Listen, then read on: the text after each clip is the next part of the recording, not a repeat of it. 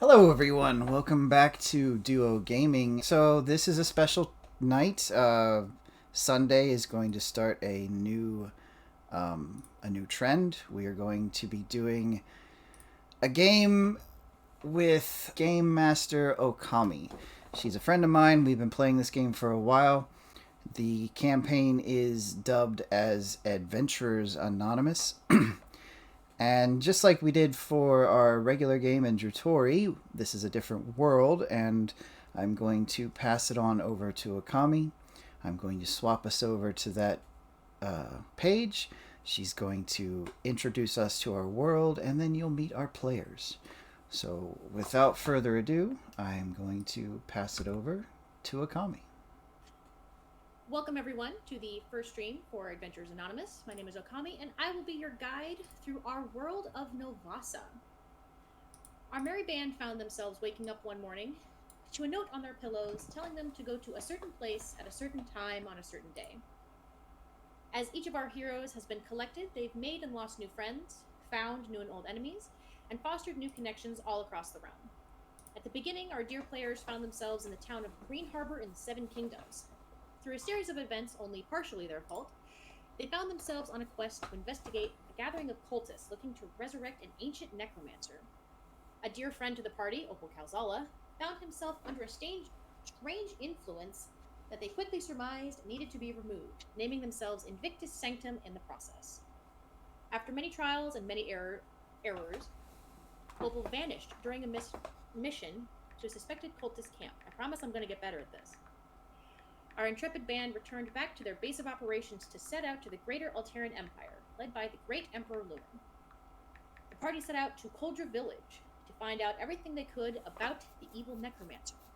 On the way, they connected the names Zypher and Raylith Calzala to their dear friend Opal. Zypher, also known as Dark Lord Zypher and Mad King Zypher, have been the scourge of the world for 5,000 years, ruling as an iron-fisted tyrant over the entire realm before disappearing completely and utterly out of the blue. He was known as the greatest necromancer to ever live, and our party suspects he's behind the cult. After getting all the information they could from the ruling family in Koldra Village, they set out to the well-protected, well-fortified forest city of Tethea, the former heart of Zypher's dark kingdom. Once there, they were greeted as royal companions to one of the missing princesses of the realm, Anna Leyland, who had been traveling with them for some time. As they came into the city proper, Anna Leyland was whisked away, much to the party's regret. A call for celebration was set out, giving our heroes a chance to explore the city and discover information that may or may not come with a price.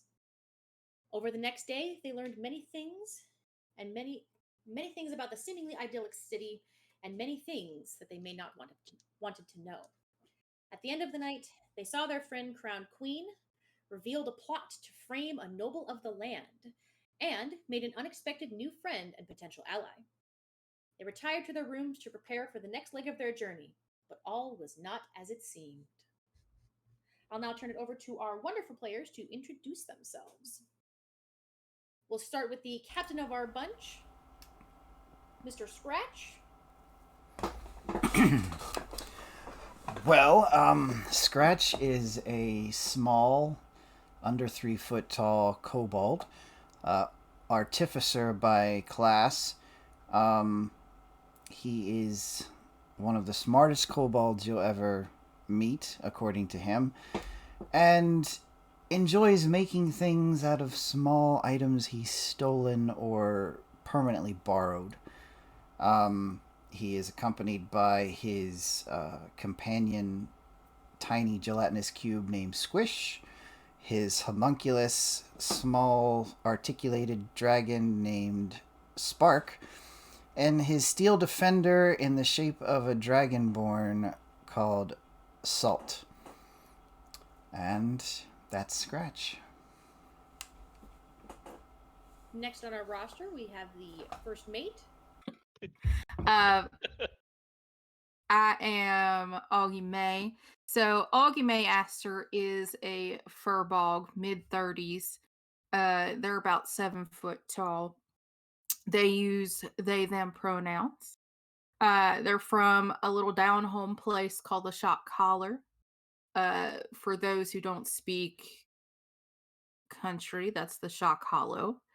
Um, the lowdown on Augie's early days, bright and sunny, training under Mama and the village elders, darkness, destruction, loneliness, the trend worthy of a true adventurer. They're a paladin in service of Pelor. They've traveled across the lands, closing rifts to other realms. Um, Along the way, they found Rolo, which is their armadillo companion. He is the best baby boy. And then they had met Scratch, a scrappy little kobold that they'd come to adore and find themselves continuously guiding through moral quandaries.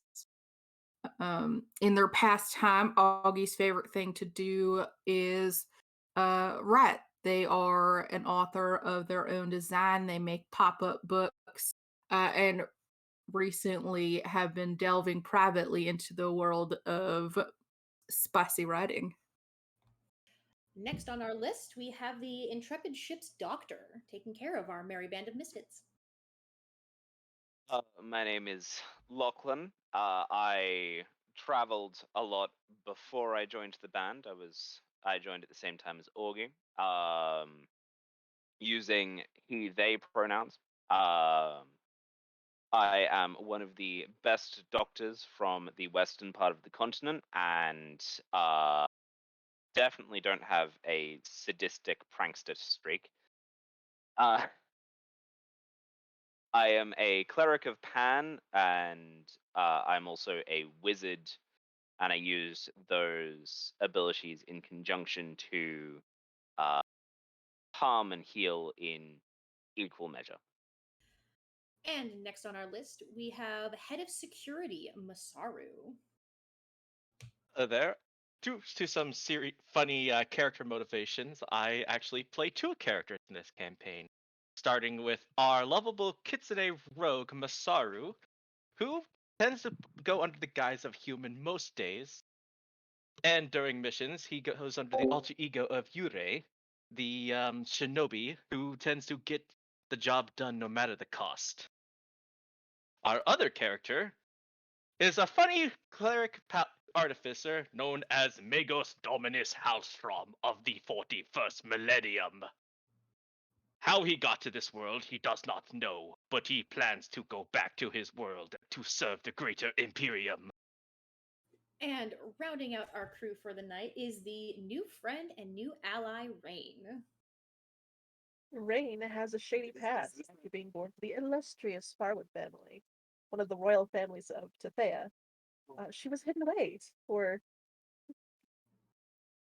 unknown reasons, although it's pretty obvious to everyone that it's because she's a tiefling and her family are elves. How that happens, no one knows. Something about her actual birth father hasn't been revealed yet. Anyway, she introduced herself in an explosive way by having a very public confrontation with her family at the new Queen of Tethea's coronation, and then she ran away. But maybe she'll be back. I'm here, so maybe she'll be. And we have an additional member to our party, Kyrius, one of the navigators of our crew. Please give yourself an introduction. Hi, I am Kyrius. I am, as Lachlan said, a ranger, recently classed into fighter for a level as well. I am a world traveler, human raised by orcs. I joined this crew after receiving a letter from a mysterious benefactor, and in game time, I've only been with them for a couple of weeks now, maybe a little more than a month, I think. But Kyrius is quiet and stoic, but fiercely loyal to this crew, as long as they treat him well. He is also the ship's cook, though he is not very good at it. No one has the heart to tell him. And so we transition over into our beginning. Our players awake after having a long, exciting, adventurous night the night before. Our players have awoken into these small rooms that they're sitting in now. Each one finds themselves in a 25 by 25 by 25 white cube sitting at a table.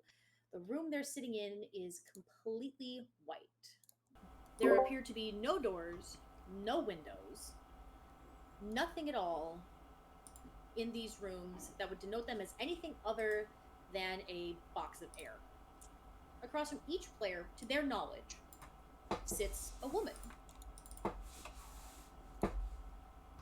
who is known only as the Interrogator. A little bit of art for our friends and family there. This woman sitting across from them has her hair up in a high bun. She's wearing a cream-colored suit with a blue undershirt, holding a clipboard with a pen, wearing some dark gray pants. She has a coolly neutral expression on her face, appearing to be completely unreadable and unknowable. We are going to start at the top of our order here with what appears to be a small black fox sitting in this chair. Nassaro, we're going to start with you. This woman I would like to scream, Go for as it. foxes do. Go for it. You scream, and the woman sitting across from you is entirely unflustered. She just sits there, pulls out her pen, and scribbles something on her clipboard, never saying a word. Ah. You're just gonna keep screaming? I just gotta just be acting like a fox and just looking around, trying to sniff at stuff. Okay. As you sniff around and you wander, her eyes follow you, and after a few minutes, she sighs, says, "Sir, I would appreciate you stopping with these games. I would appreciate you taking your seat so we can begin our interview. I am not fooled by your disguise. I simply have a few questions."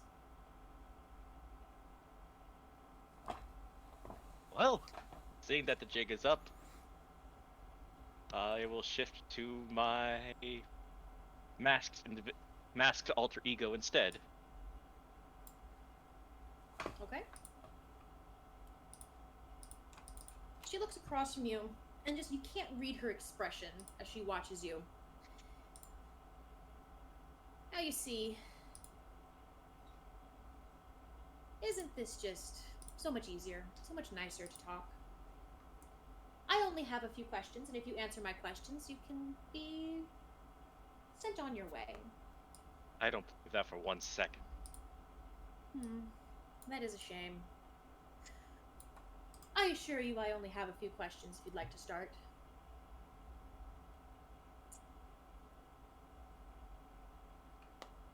Very well.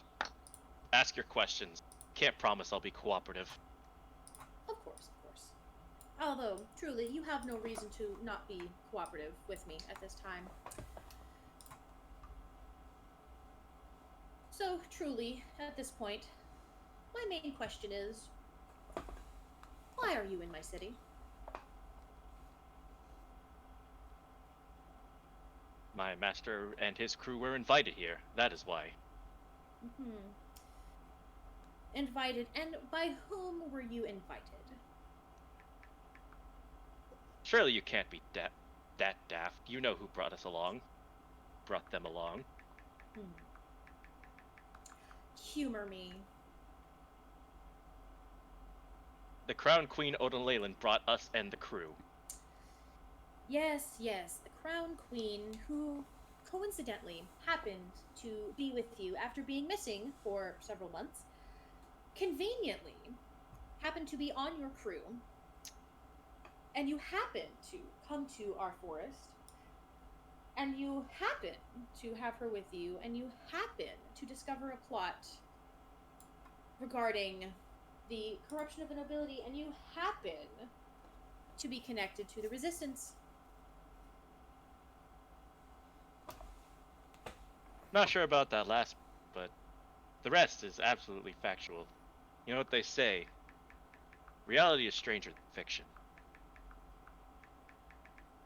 Yes, I will agree with you that reality is in fact stranger than fiction, but you must understand my skepticism with this at the moment, for it has come to my attention that you are traveling with a very dangerous criminal aboard your vessel, and so, as traveling with such a criminal, happening to have our princess, our queen, on your vessel makes one wonder if truly, it was all coincidence, or if perhaps you've been engaging in some, we'll call it nefarious purposes. Nefarious means kidnapping, abduction, treason, espionage, if you will, to name a few.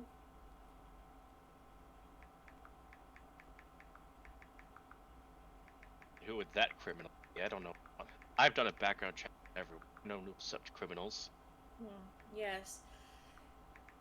You would be entirely unaware, I suppose, by your standards.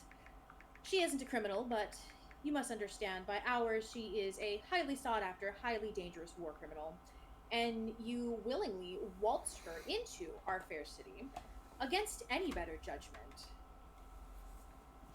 without any proper investigation being done, so I suppose I shouldn't be too surprised that something happened.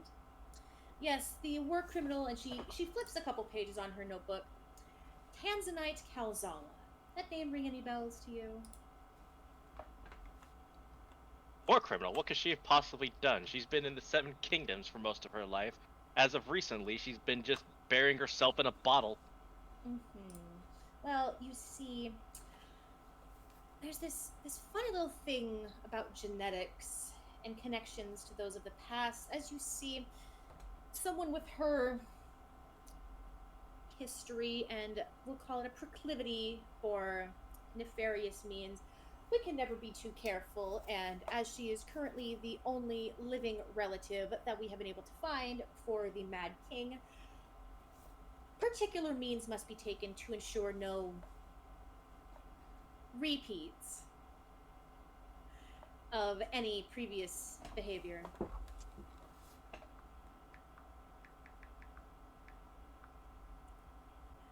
You're saying she is a war criminal because of her ancestry? That's stupid! No, it's not stupid, actually. You see, because we also have reports of Tomato. No. You see, we have reports of one. What is his name? Yes, Opal Huh? Calzala. Recently, Yeah. endeavoring into necromantic arts. You see, it is instead stupid, more of precaution, really. If one is to fall, how long will it take for the other?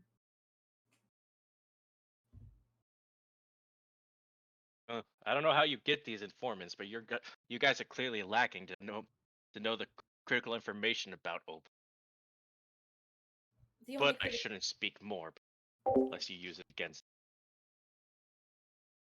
I know Tathayan laws. I'm not going to speak without a any you know more our than I. laws. You're not going to speak any more than you need to, and yet you know our laws. You who have been to my realm, how long? 36 hours? And yet you know our laws so much better than I do.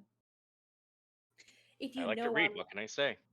if you know our laws so well, you'll know I'm perfectly within every right that I have to hold you here as long as I need to get the information I want.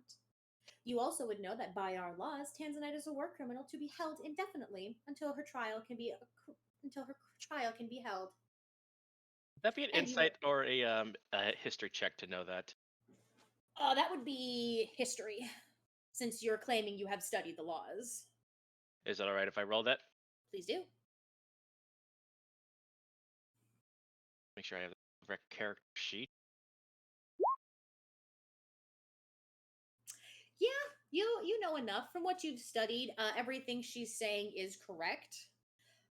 It's old, outdated laws, but all laws that are still accurate. Ancient laws. You guys need better paperwork. It's like that one damn law in the Gnomish Kingdom where it's illegal to have ice cream in your pocket. Why in the world would you want to put ice cream in your pocket? But I digress. You're so familiar with our laws, ancient or not, the laws are still valid, still active. Therefore, I'm within every political right that I have to do as I see fit.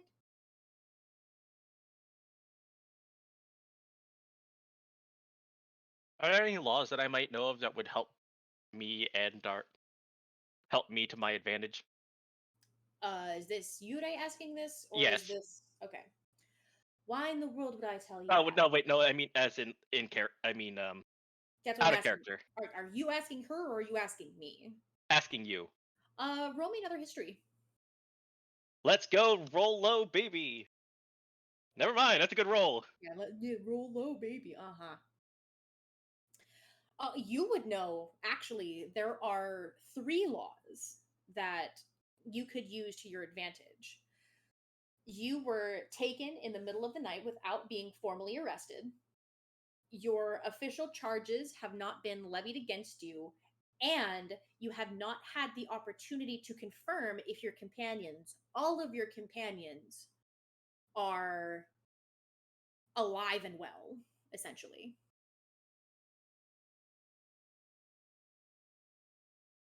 You detained me without due process. I had to say you are for someone who cares so much about laws, seem to be missing a few steps. Hmm. Yes, I suppose. All right. I'll make you a deal, little fox man. I will return to you in a matter of time with all of the information you require, as well as proof that your companions are alive and well. Any questions before I leave?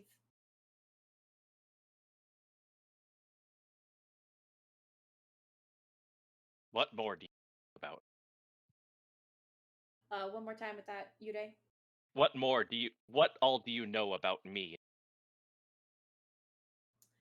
I know that you're a loyal dog to your master, and frankly, I know that you keep some very shady company. And with that, she stands up from the chair and seemingly walks through the wall.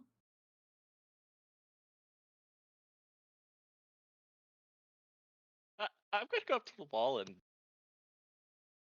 either perception or arcana, which would be more accurate here. Go for Arcana. I mean, you can roll both, and I'll tell you what you see, but the Arcana will be for the magic. So, it looks like a wall. It's definitely a wall. It's made of wall. This wall is very much made of wall. This is a very finely walled wall. As far as Arcana goes, you can definitely get a sense that there is some kind of magic involved, but you're not sure what. There's something strange about this room, but you can't put your finger on what. Well, I'm going to go back to my seat and get comfortable.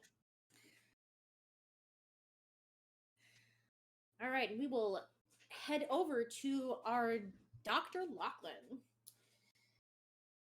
As you come fully back into consciousness, you see the same woman sitting in front of you. Right on I clipboard. I breathe in. Hello. Hello. Nice of you to join me. You poisoned the tea. Is it really poison if it's relaxing? Can I have some of the poison for, reasons? No. Oh, that's boring. I don't endeavor to be interesting. I endeavor to be efficient. Where's my crew? They're in a safe location. Why am I here? Well, between charges of espionage, high treason, harassment, kidnapping, harboring a war criminal, and a handful of various social violations. Where would you like me to start? Okay, I've done all of those things, but none of them recently. I'm good. She doesn't say anything, but you see her making more notes in her clipboard. Her expression is that same cool neutral that it was when you first woke up.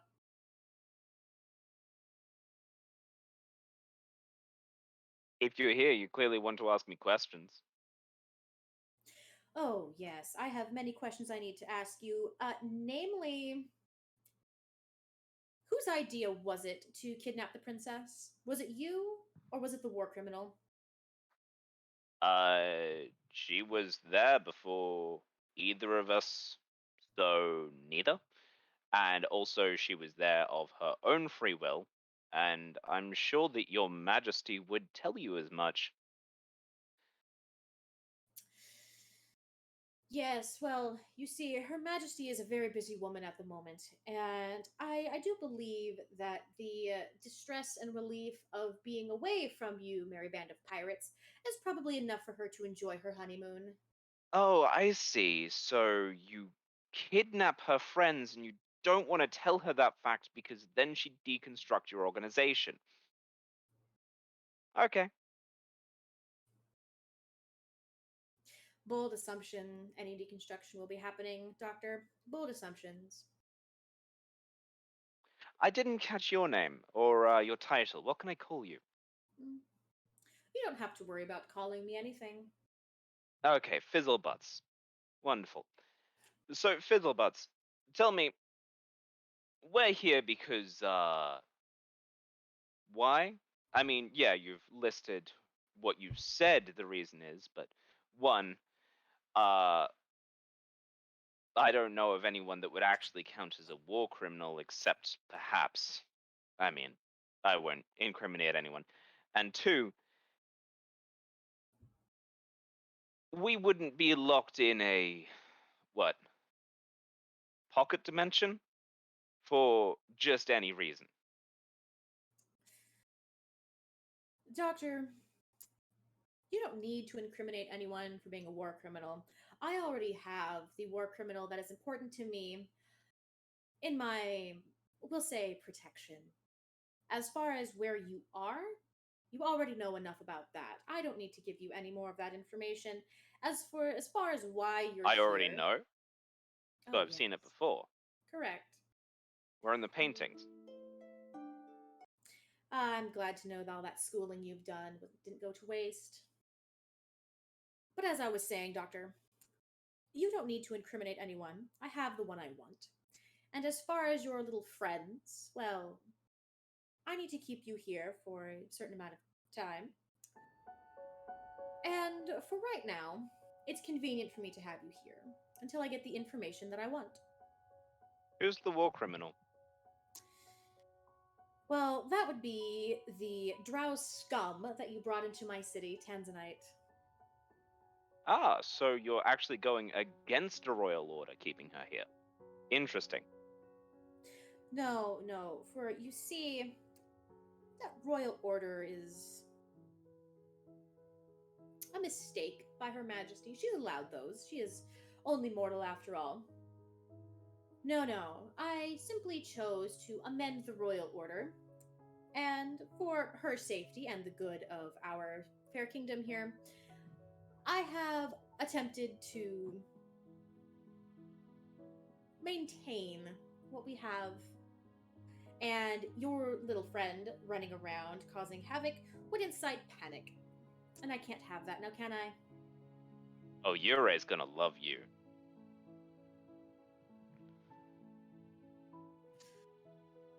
Yes, yes, that's the little fox there next on my list. And so, Doctor, I simply need to know from you why you're traveling with the war criminal, why you brought them to our city, why you abducted the princess, and I need you to understand that you will not be leaving this room until I get my answers. I heard from the others how this works. What, you wipe their memories after the interrogation, the torture that you use in here, so that you get the answers you want, but not necessarily the truth? Oh no, no, no. You see, there is no mind wiping, there's no torture. You just simply have the opportunity to sit here and think. Think about your crimes, reflect on what you've done, and reflect on the answers that you want to give me. Hmm. Well, as to why the princess was with us, she joined of her own free will after attempting to flee her family, who are, by all accounts, shitheads, and I'm very glad that they have been dealt with. Why we're traveling with Tanzanite, she requested to join our crew because she is searching for something, and we thought it best to keep her safe. Why she's in your city, I mean, that is a very good question. We did actually leave her outside the forest. I mean, what was the other question?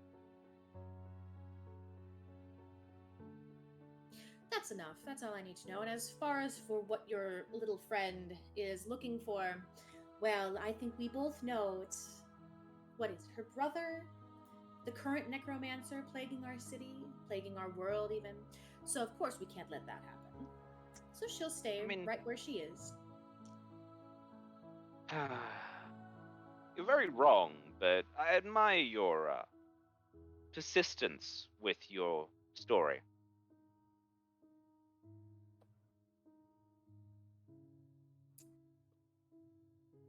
She scribbles a few more things down on her clipboard before standing up.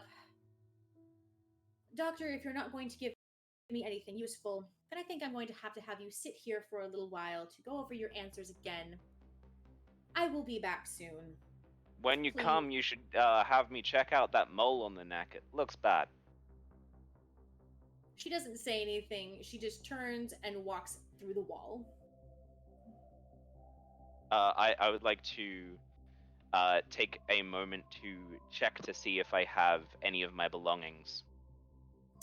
The only thing you have on your person were the clothes that were on your back. Everything else has been taken. Do I have the pendant around my neck? Yes, you have the pendant around your neck. I touch it and I call out to Pan.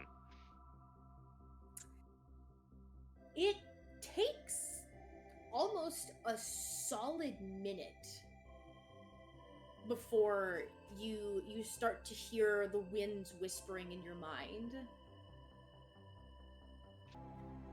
I would like to go to the wall that she went through and attempt to use channel divinity to see through the wall or even perhaps break it down. Can I do that? You can sure try.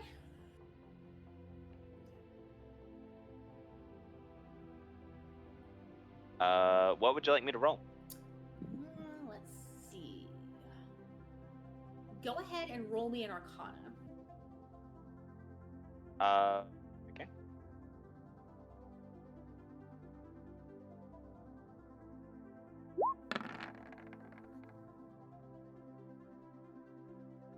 That's a no. Nope. Ouch.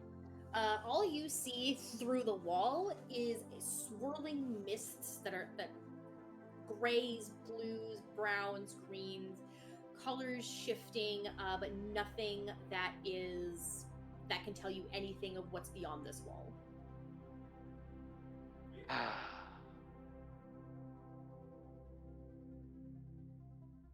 You may move on. And we will slide over to our beautiful Okami. Okami, you wake up in this room, and the woman is sitting across from you in a chair. Oh, my lord, I promised I'd never wake up like this. And what do you mean by this? Look, you're a very attractive elf, but I'm just not interested in anything long term.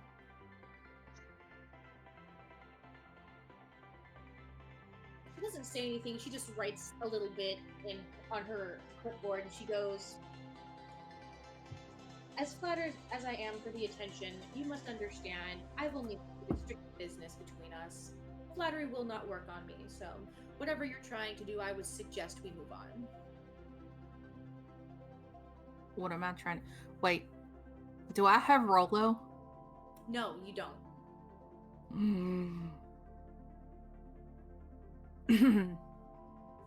I cannot speak to you, whoever you are, until I know that my child is of this world. You mean the armadillo? That's exactly who I'm talking. Did I stutter? I'm just clarifying. And yes, your little armadillo is safe. He's currently being tended to in the guards' barracks. He's apparently quite charismatic from what I've heard. Look, excuse me if I don't believe the person who stored me in this very sterile room.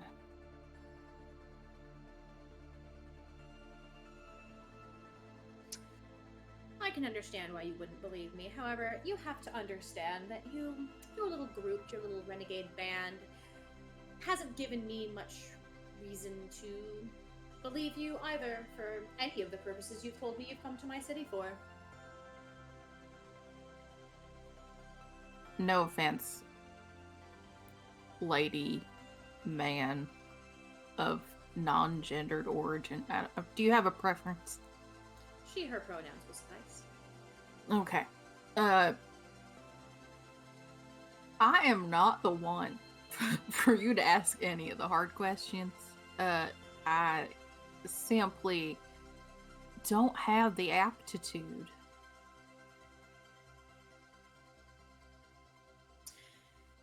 Mix Aster, I would ask you to do me the respect of not treating me like an idiot.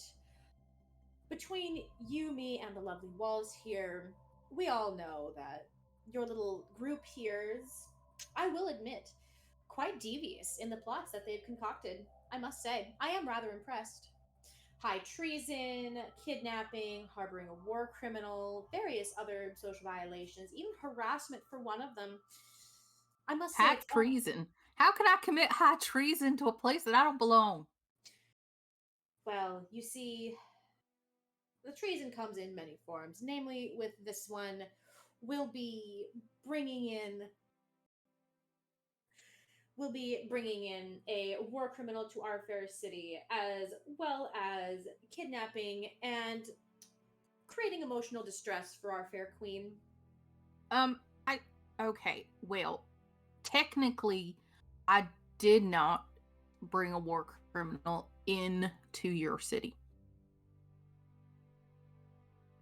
Also, I kidnapped no one, and I have left on very good terms with the queen, so I don't know what you're talking about. Yes, of course you wouldn't. Well, you see, harboring a war criminal, I would assume all of you at this point, with the months that she's been gone, I would assume that you must have convinced our fair queen of your better qualities. I assume you have at least one, being, I assume, a paladin of Palor based on your holy symbols. However, you must understand that even under the most duress, any captive will make bonds with their prisoners. That is the only logical explanation I can come up with at this point for why our fair queen would have been traveling for so long with you and your band of misfits. Namely, the war criminal, and you claim to not know, and yet you all brought this drow scourge into my fair city. Hold on. I'm going to stop you right there, because in this room, I'm not here for the racist language, all right? There is no problem with being a drow, and just because you don't have the same complexion as this person does not mean you get to talk down to them. No, and if you would like to no, I'm not done. So you've opened up the floodgates. Look, we didn't bring a war criminal in here, all right? I don't know where you got that information. And also, your queen happily guided us to this place. How do you think we found it? All right. Well, Mix Aster, if it's my turn to speak now, I would assume that our beloved queen, finally having enough of whatever it is you've put her through, would have led you to our fair city so she can be happily returned. And as far as your dark-skinned companion, oh no, I don't begrudge them because I don't begrudge her for the color of her skin. No, no, but for the sins that she has committed in her blood. Her blood or like her personal actions? Honestly, That makes a very large difference. With a family like hers, are they really any different? Especially considering the reports. Absolutely. I mean, I would definitely say, like, if we're going to go down the philosophical train here, and Paylor would surely agree, you cannot charge someone as a war criminal for something that they haven't done, but something that they might do purely because of who their great how many greats does she say? There was a 50. lot. Yeah, somebody, her great somebody did.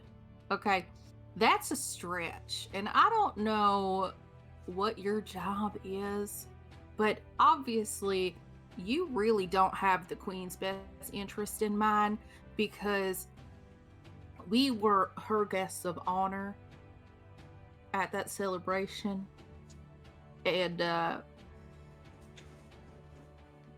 we had a grand old time. She seemed perfectly fine and perfectly happy to have us there.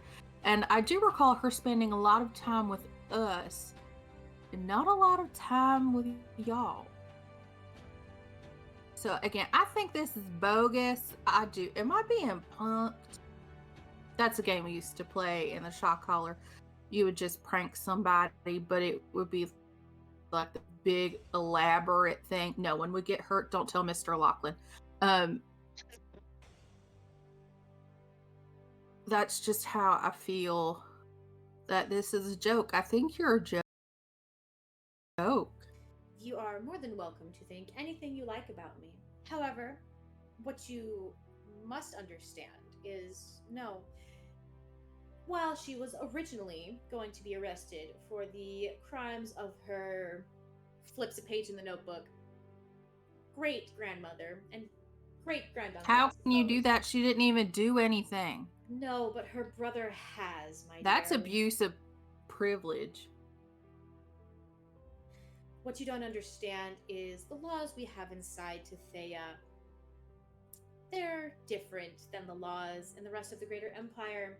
Suck. So, that's why your queen ran away. Because you suck. No, she ran away due to the abuse of her family, which has been taken care of. They're no longer going to be a problem.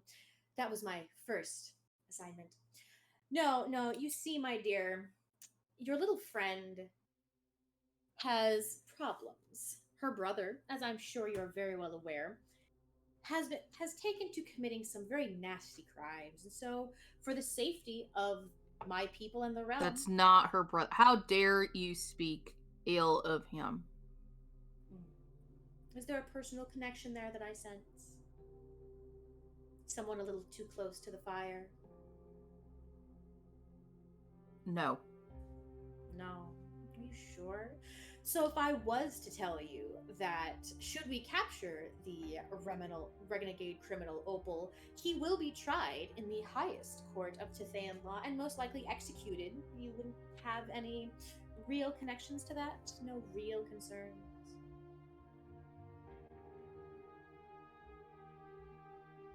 You would execute someone without proper knowledge of what's going on? So you would murder them? No, we would take him to fair trial for the atrocities that he's committed, the necromantic atrocities. I'm sure you're at least partially aware of the disappearances, the murders, the kidnappings, and the torture going on, all committed by him or those that are serving directly under him. It's not him. Yes.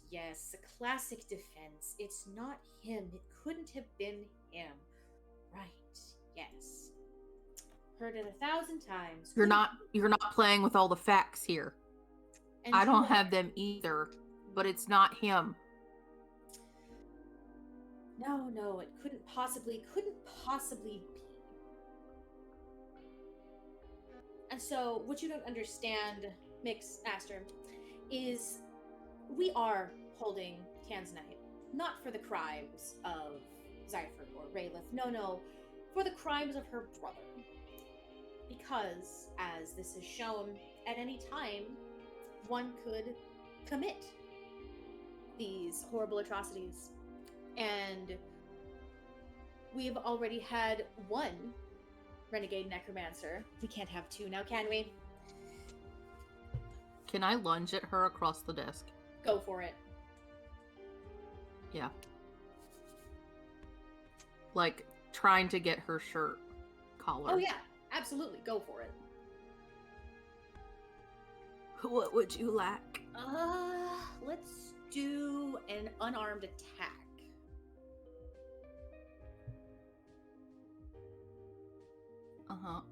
Unarmed attack. So that's just basically strength roll, right? Yeah, roll me a strength.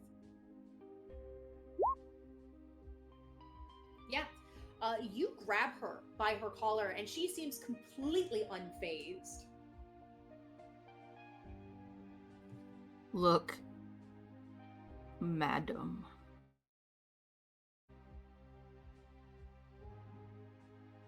You're the one committing the crimes here. You cannot hold someone accountable for something they've not done. You can't say that someone is out here committing all of these crimes with no proof of what's going on. You're not firing with all your pistons. You're not making sense because you don't have all the facts.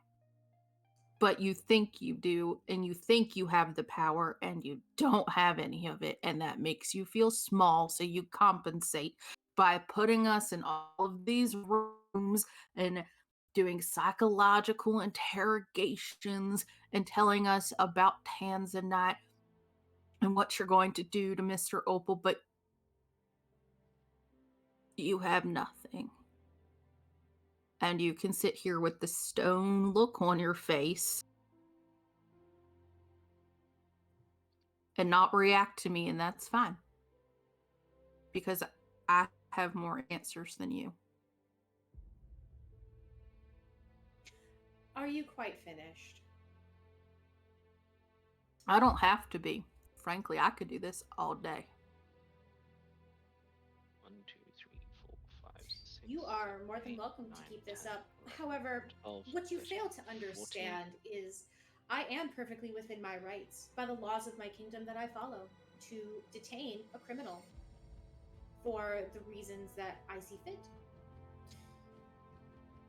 And based on Your my queen laws, wouldn't have us detained. That's why you did it at a specific time. And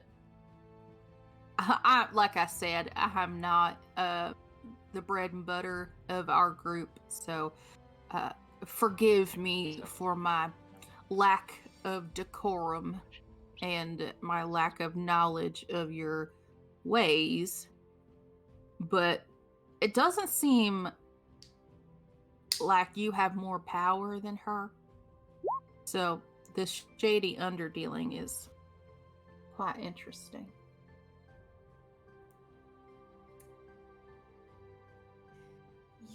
you get the first little smirk out of this woman, Agime, when you utter the phrase, "You don't have more power than the queen." You get the first smirk out of her before her expression reschools into neutrality. If you would kindly let go of me, we can continue this interview. However, I'm sorry. Your breath was getting a little fresh. understandable. It has been some time since I've been out, although I'm not sure you would understand, considering you've been in here for... And she pointedly looks at her bare wrist. Not nearly long enough.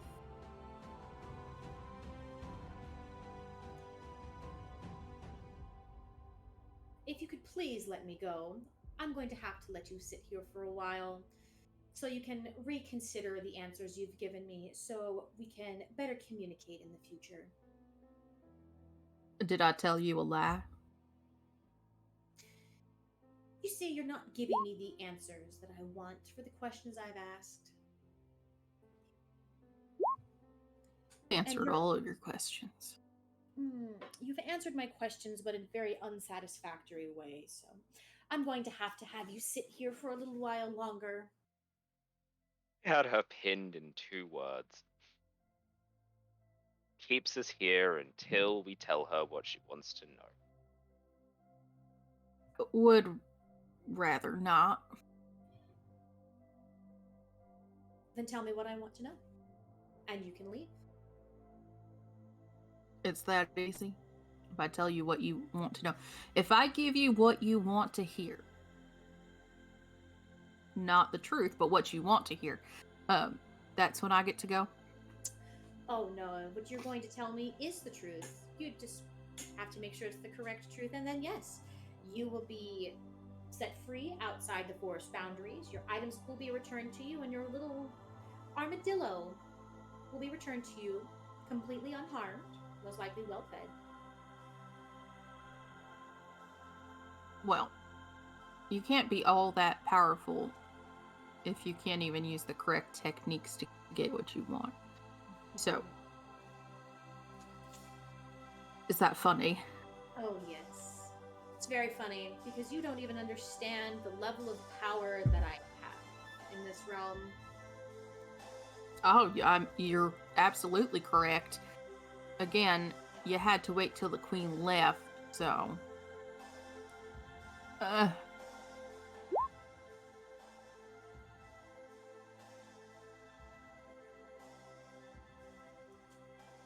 Well, what exactly do you want to know? I'm at your beck and call, madam. I want to know Opal's plans. I want to know what he's up to. I want to know how efficiently we're going to have to stop him, and I want to know what your little group is planning to do. What makes you think that we have if we had those answers, we wouldn't even have to bother come back here. We could have dropped your queen off at the border and kept it moving. Yes, but to get into Tethea, you have to have someone with you, someone of the city. A very secretive place we are, and yes, we have many secrets here. So, of course, a group like yours, a group of renegade bandits, pirates, whatever you want to call yourselves, would need an escort. Hence why you kidnapped the princess. And so, of course, you would come We didn't back. kidnap the princess. She ran away. Yes, yes, she ran away of her own volition, fled her family. Yes, yes, I've been hearing it all day. You yourself said that her family sucked ass, that you took care of them. I don't know why it's so hard to believe that the princess ran away. Well, she may have run away, and you may have seen her, and then you may have realized who she is, of course. With a group as intelligent as yours, would be easy to find out. And so, of course, you would have brought her along, potentially given her, oh, yes, Have you spent 5 minutes with her? If you didn't really like her, you wouldn't bring her anywhere.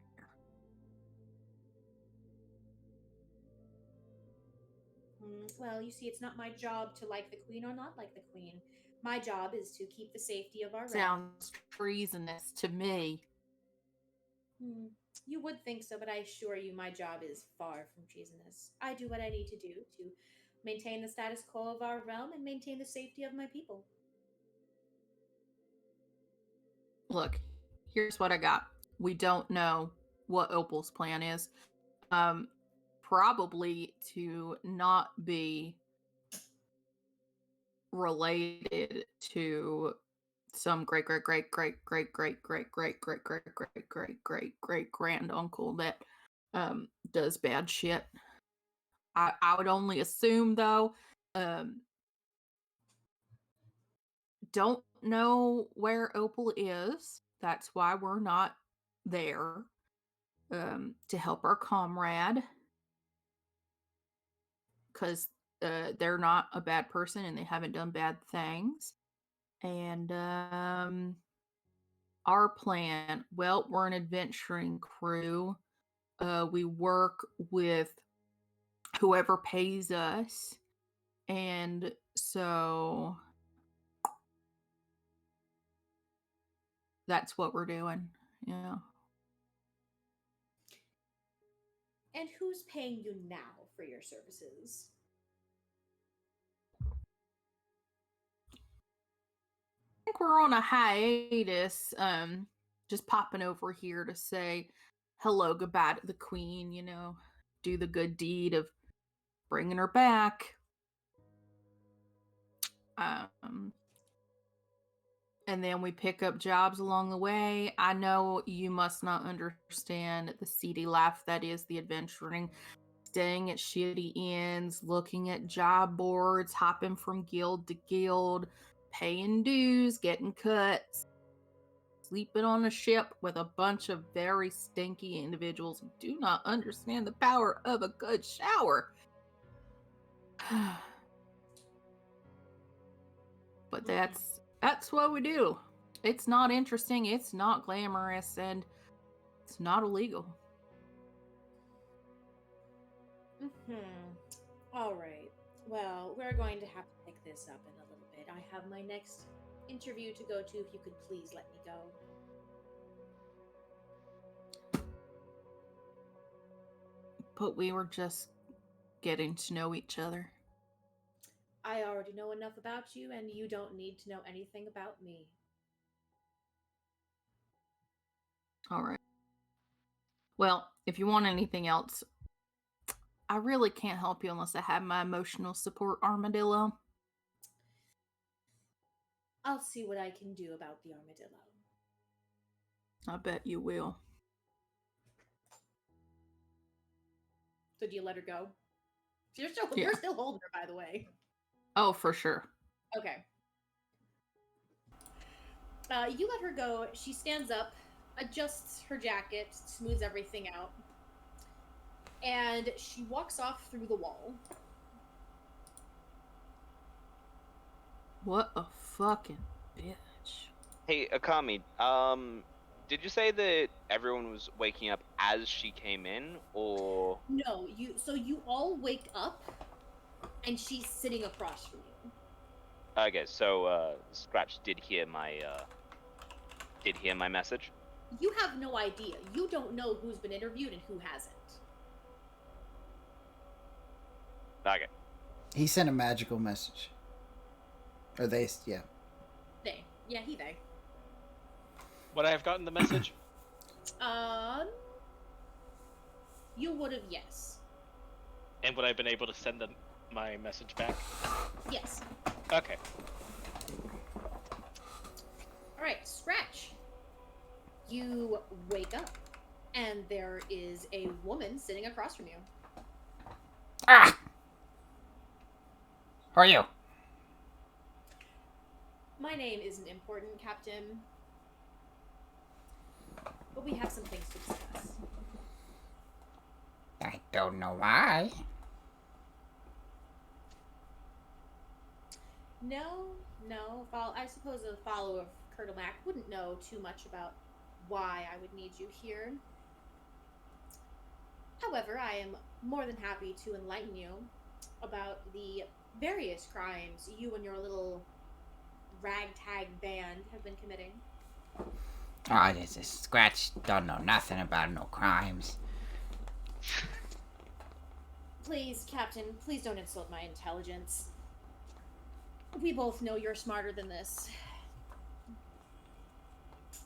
Who knows what now? What? We both know you're smarter than to try and play the dumb kobold. I've had many people informing me about your various activities, like finding the missing gem. I do appreciate that very much so. Thank you, by the way. Well, I mean, it was just a simple fact of kind of clears his throat and sits up a bit straighter. All right, look. So the not too bright kobold thing doesn't work well on you. Well, you know, this whole stoic public servant crap doesn't work too well on me. We both know each other's got more information than they're letting on, so let's just cut the crap and get it over with. I appreciate a man. A man, was that the appropriate term for you? I am a kobold. Yes. Dragon will work. A dragon of action such as yourself I can appreciate. So, yes, Captain Scratch, let's get down to brass tacks. I want to know why your little band of misfits felt it so appropriate to bring a war criminal into my fair city and put my citizens at risk. Quick question. Does Scratch have any of his gear? The only things you had or have are the clothes that you were wearing. So your pack is gone. You don't have salt or spark. Okay. Alright. Just checking. Yep. Scratch will take his claw. What's the table look like it's made out of? It looks like it's made out of either a really, really well polished wood or cheap metal. Scratch will just take his claws on his left hand and just start kind of strumming the claws against the table, making that nice little rolling click sound. Mm-hmm. Wow. First of all, we don't know anything about her being a war criminal. She's just a drunkard we found in a bar back in one of my crew's homelands. She seemed like she could be of a little bit of help to us, and well, we owed her caretaker a favor, so we brought her with us, hoping that we could sober her up and make something out of her. Of course, as many times as she snuck away from us, we really don't have that great of a leash on her, so yeah, I don't know about no war criminal stuff. So you wouldn't know anything about her connections to the Dark Lord Zypher? Connections? I mean... The blood relation, if you will. I mean, all drow are related, aren't they?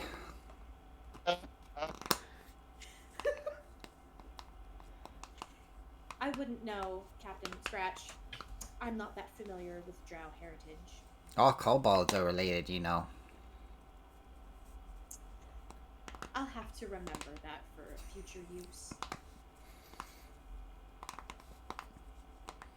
I mean, yeah. If you say that we know she's related to Zypher, I mean, I do know that Zypher was a drow lord way back, and so yeah, as a drow herself, that they would totally be related in some fashion, I would assume. Yes, but carrying the name for so long of such an awful tyrant, you would think a family like that would attempt to shed the name. Well, I mean, you know, there's a lot of people named Smith that have the same name that, you know, aren't really connected.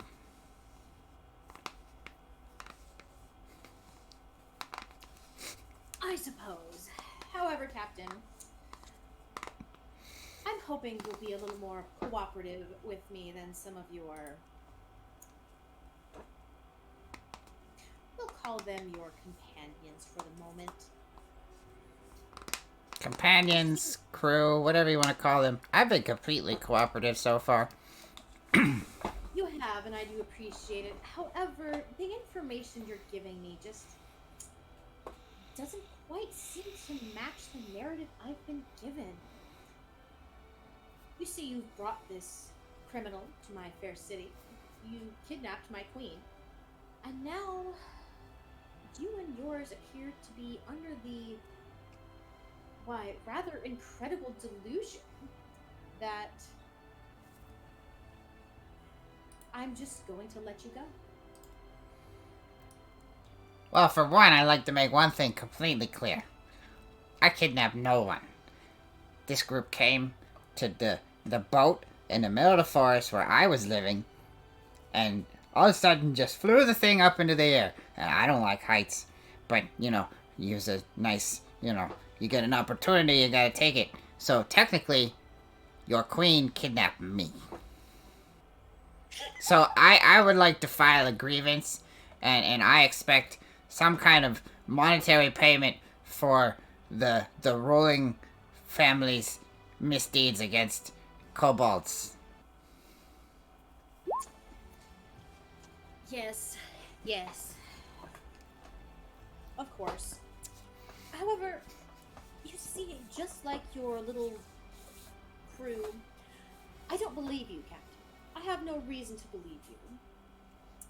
For you see, the information in front of me shows me that the war criminal you've been harboring, Tanzanite, direct blood relation to Raelith, Kalzala, as well as the necromancer we've been dealing with, Opal. Why in any world would I believe that your little band of misfits didn't kidnap my queen?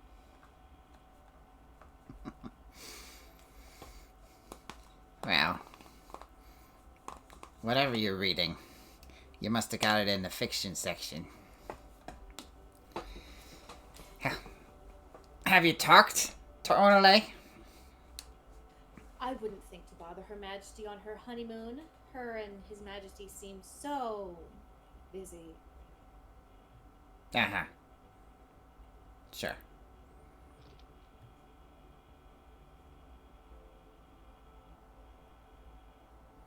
So let me ask, what'd you do with Tanzanite? She's been safely stored away. Uh-huh. At least, of course, until we can find her brother, who will be brought to trial. Well, seeing as how your jurisdiction doesn't extend past this city, why don't you pay me a micro and we find this, brother of hers? Because, Mr. Scratch, we Captain. both know. Of course, excuse me, Captain Scratch.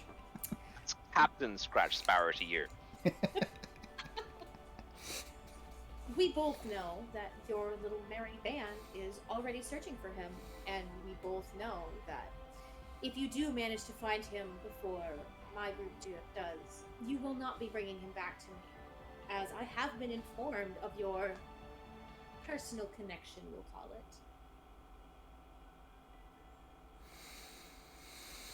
Personal connection. Well, you gotta think that some ancient necromancer type person that has accrued quite the amount of wealth, and being the small but powerful dragon captain that I am, money talks. And so searching for such a thing, we may not be getting paid by a benefactor or a patron of some sort, but we'll get our money in the end. Of course.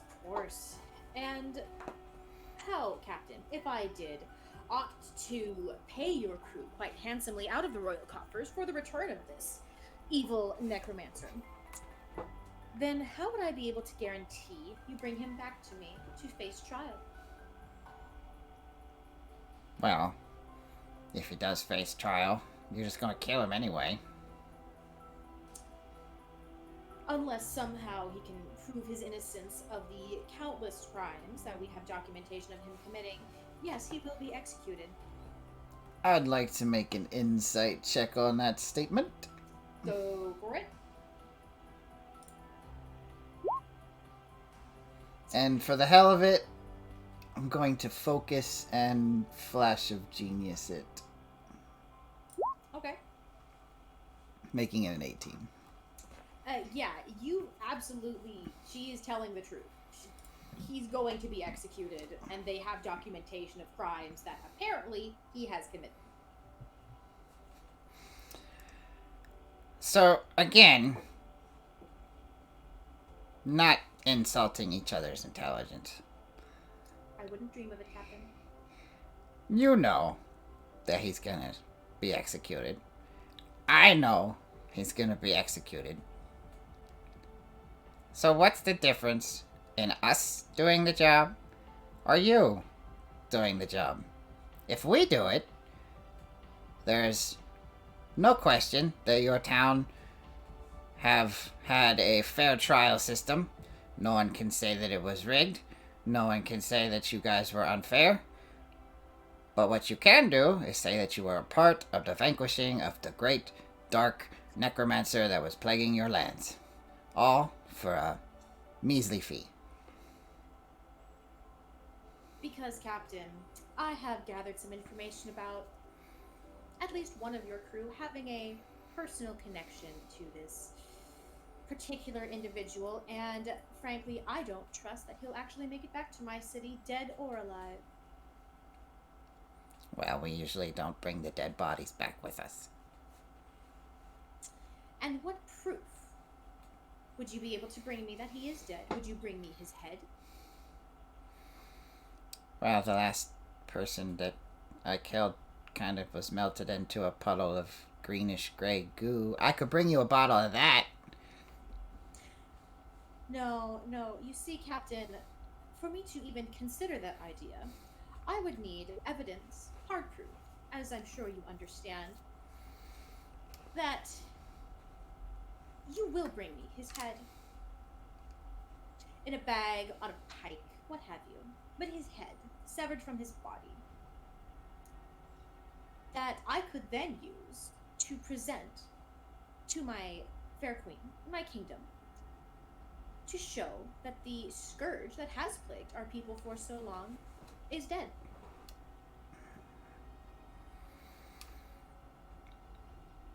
So, you want a trophy. That's fine. Okay. My question is, as adventurers, we use some pretty high-powered stuff. If I do manage to bring back a head, what if it's kind of crispy? For the right price, Captain, I would expect you to exercise some level of self-control. I mean, things happen. I'm not the only one working here. I got a crew. Some of them are loose cannons. You can't expect me. I mean, look how small I can't. I mean, I have a freaking Goliath that just eats citrus all day and burns stuff with holy fire. Yes, we have made note of the Goliath. But, Captain, as the leader of this band, I would assume you have some form of control over them, some influence over them. However, if they simply don't follow your orders, they simply don't follow what you want, can you really call yourself the captain of this crew? He kind of stares at her with his orange eyes for a moment.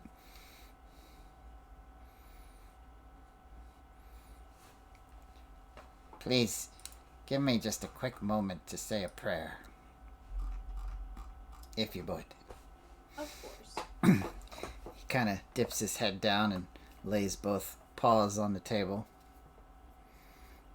By the point of Curdlemac's spear and the tip of his poisonous tail, I will see every member of your family perish if you dare impugn upon my captainship. Thank you. Of course, Captain.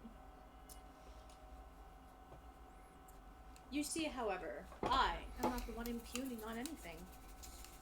From what you've told me, having many loose cannons and having no control over your crew, why, seems like you must just be a false captain.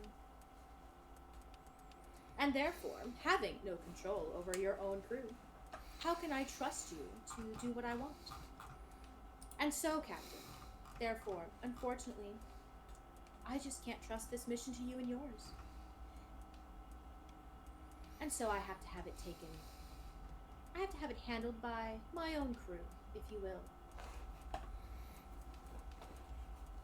I propose a contest. A contest, you say? If we get him first, we get whatever reward we want. If you get him first, we will... Well, what would you want if you get him first?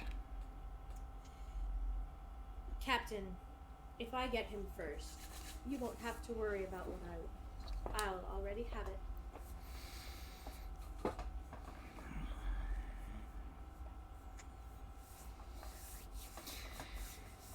I see. Well, it seems we are at an impasse then. Unless you can assure me that no one in your crew would ever think of going back against a contract to bring me the necromancer's head. Unless you can assure me that no one would dare go against your orders as captain, then unfortunately, I think I'm just going to have you stay here for a little while longer while my associates handle the task for us. I can assure you that we will bring back proof of the deed being completed. You can assure me that you will bring back proof of Opal Calzala dead, unable to commit any more crimes? Or are you assuring me that you will bring back proof of someone made to look like Opal being dead? I can assure you that I will bring back the necromancer dead or able to stand trial.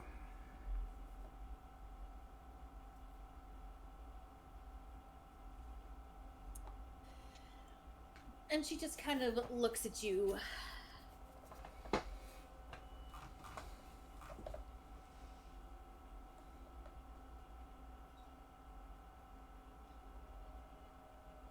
Captain, unfortunately, I'm going to have to consider your offer. I cannot give you an answer at this time.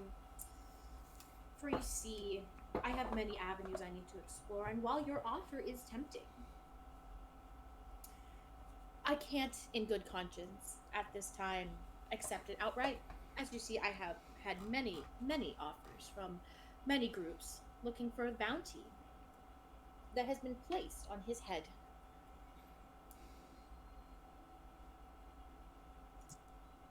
Insight check again. Go for it. Fuck. Just No. gonna stick with a 9? No? Yeah, I'm just gonna stick with it, saving the other thing. Yeah, she, as far as you can tell, she is completely serious that there are several other groups that are waiting to take the bounty and waiting to follow the contract that she has put on Opal's head. I bet none of those groups are as well skilled and capable as we are. Not as well skilled, not as capable, but not personally attached. Well, you know, having what you claim to be the sister of this necromancer, having such a wonderful piece of live bait puts us in a special position that none of the others are. And you can't just give the bait to another party. She wouldn't trust the other party. She trusts us. We can make use of her.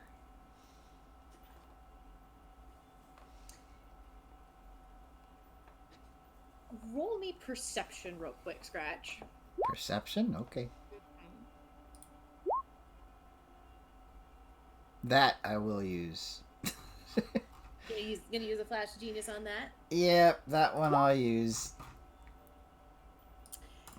You notice a particular glint in her eye. You notice a particular way when you say using her as bait. You notice a particular look in her eye that it doesn't seem she's quite able to hide entirely.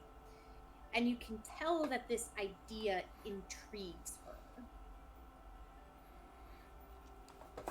See, You and I both know that the best way to get flies is with honey. And to bring someone's sibling to them will put them a little off guard.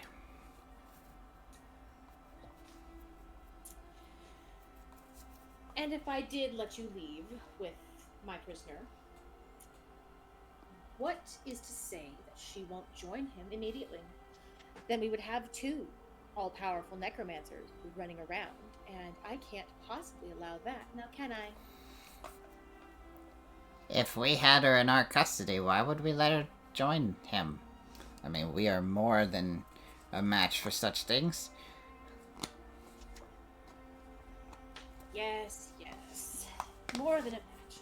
Again, Captain Scratch, I just find myself having a difficult time believing you, simply because of one of your crew. Who was it? Yes. I believe it's Augie May was their name. What about Augie? You see, they were quite passionate when I spoke of executing the necromancer for any of the crimes that he would be committing. Very passionate, in fact. So much so to the point that she kind of picks a piece of non-existent fluff off her impeccably set collar that they, felt the need to physically attack me.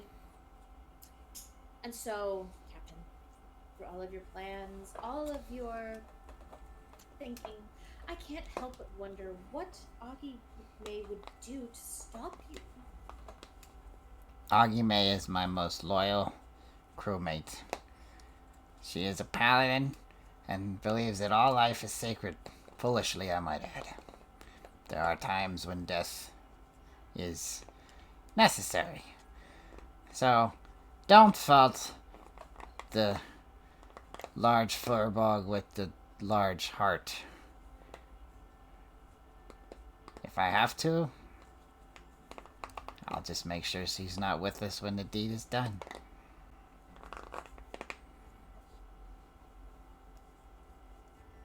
All right, Captain, I will admit you have me intrigued. But for now, I must leave you for a time so I may consider your offer. And I may set my own plans and strategies in motion before we take the necessary steps. So for now, Captain, I will leave you to ponder. I will be back shortly. Don't worry.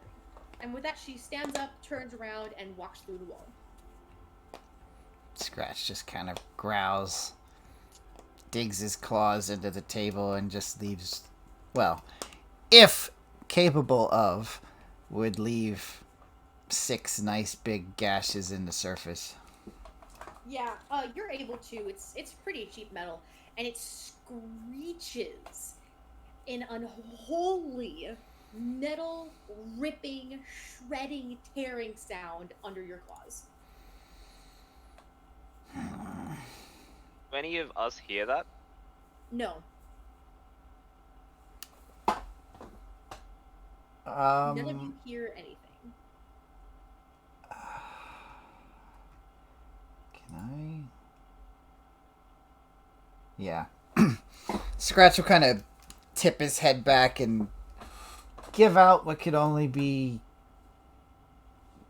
described as a draconic kind of screeching cry. I do have the ability. I mean, it's basically for using against enemies, but the sound itself is good for thematic purposes. Mm-hmm. In frustration. Everybody, including Rain, roll me perception.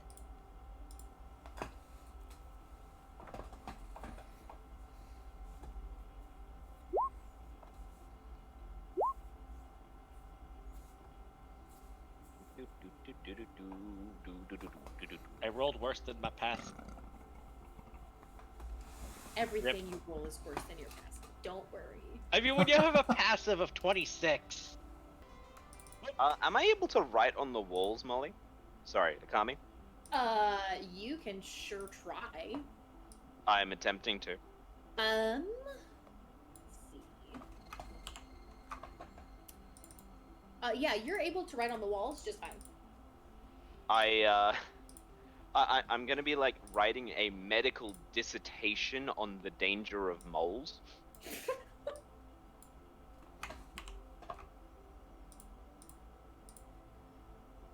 And like I'm gonna be like writing it really fine, and I'm just gonna like fill up walls. I've written all over the table. I've drawn diagrams of the way to get rid of them. I've summoned medical tools using using Oh, I found it. prestidigitation. And all of you, every single one of you, including you, Rain, at the very edges of your hearing, hear this guttural screaming coming from somewhere nearby.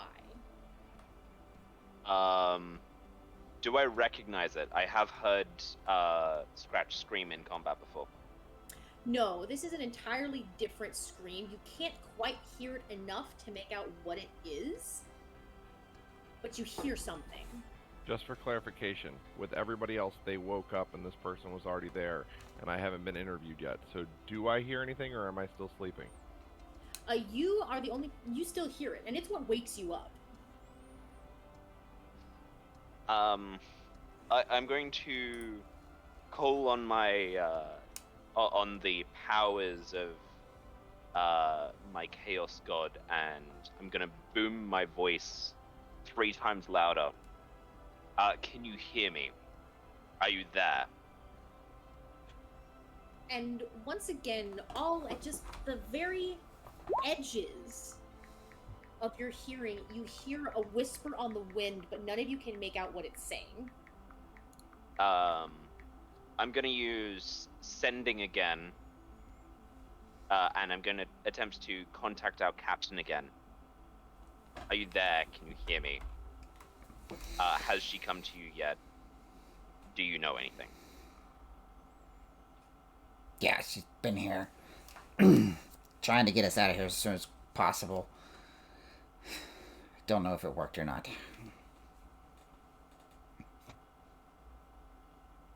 And with that, we're going to transfer over to Kyrius. So, as soon Kyrius? as I woke up, as soon as I heard the screech from Scratch, if that woke Kyrius up, then he would have been looking around, realizing he's in this room. She would have entered the room with Kyrius already, like, at least moving toward the walls to examine. I don't know how much time I had, but I would have stood up and trying to, like, move toward the wall. She is already there when you wake up. She's already sitting across from you. In disregard. What's her reaction to the sound? No reaction at all. Entirely unfazed.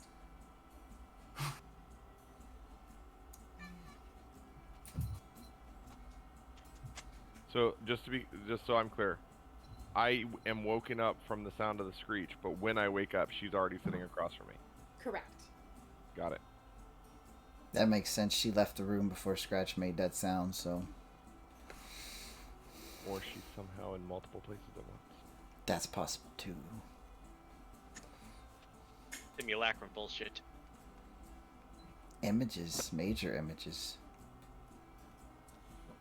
As you kind of jerk awake Kyrius, she's going to note something on her clipboard.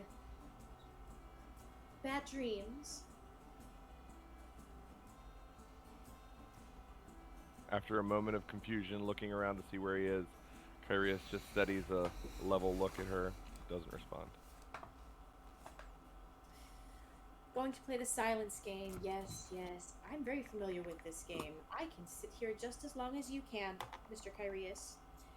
And while you may be the strong, silent, stoic type, what you also need to understand is I will outlast you. So it would benefit us both if you would just answer my questions.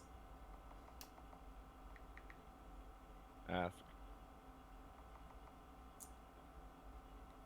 What I want to know is, when did you and your merry band kidnap our queen and begin harboring the war criminal? on your ship, and why you felt it was appropriate and necessary to bring her to my fair city. Your questions don't make sense to me. Yes, I've been hearing that a lot, so I'm going to use small words for this. You committed a crime, and I am here to find out why.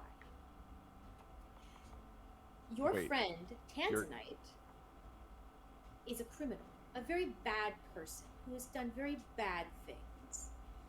And I want to know what bad things she has done and is going to do. You drank all my cooking sherry.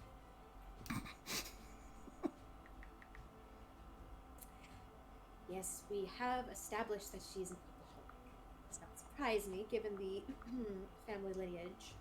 The only thing that's been established. That, and you're all a bunch of stubborn assholes, but she's not going to say that. We're somewhat smart. You guys are smarter than she's giving you credit for, I'll tell you that. And so, Mr. Kyrius, what I want to know is your friend, companion, crewmate, whatever you want to call her, Tanzanite. I know that she is the sister to Opal. I know that she is the sister to... that she's the descendant of... or rather indirectly, I may add. But I know that she is one of the indirect descendants of Dark Lord Cypher. And what I want to know, and what you're going to tell me one way or another, is... I want to know why in the world you and your little group felt it was appropriate to bring her to my city. Because the captain said to. And you just blindly follow your captain's orders? Pretty much. So your captain could tell you to jump off your ship, and you would do what he tells you. I feel like that's an extreme case that you jumped to. You're the ones who agreed you would blindly follow his orders. I'd jump off the ship if Captain told me to. You're not here. You've done that already. You logged Technically, I yourself. told the captain to jump off. Do you know what trust is? I do, in fact, know what trust is. And so, when you trust someone, then you know that they have your best interests in mind as well. So, to answer your question, if Scratch told me to jump off the ship, then yes, I would do it.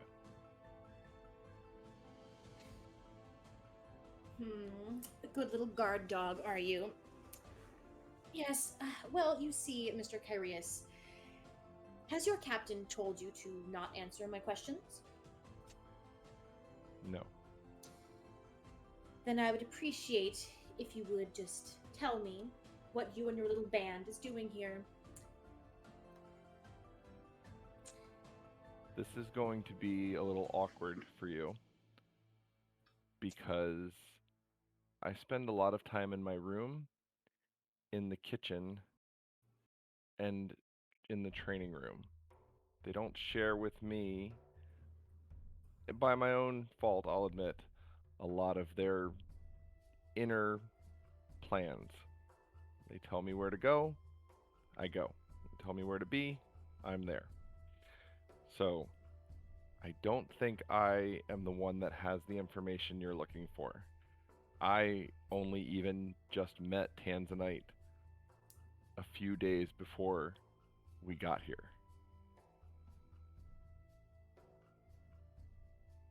Interesting. You're all so willing to press for this person that you just met a few days ago, at least you, for someone that you really have little to no connection to. Seems rather bizarre, don't you think? If I knew absolutely nothing else about her. I know that she has the trust and the help of the crew, and so she has my trust and help. Interesting. If you knew nothing else, that tells me you do know something. And that is what I want to find out. For you see, I know that she is the sister of Opal Calzala, the current necromancer scourging our city. And what I want to know is what are his plans and what are her plans to follow him? I don't know. I have never met Opal. Interesting. You say interesting a lot. I'm not sure if you know what that means. I know what many things mean and I know how to use them correctly. Mr. Kyrius, if you're not going to be any use to me, I'm thinking I may just have to let you sit here for a while to think about the questions I've asked. Although I will ask you one more. When did you feel it necessary to kidnap our princess?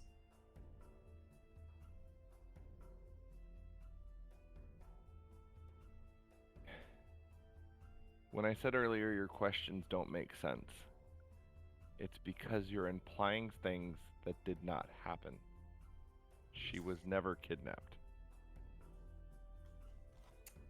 Kidnapped that you know of? Or kidnapped that you can say for certain? Because it's quite easy to influence someone once they are under duress into believing things that simply aren't true. Do you think so little of her?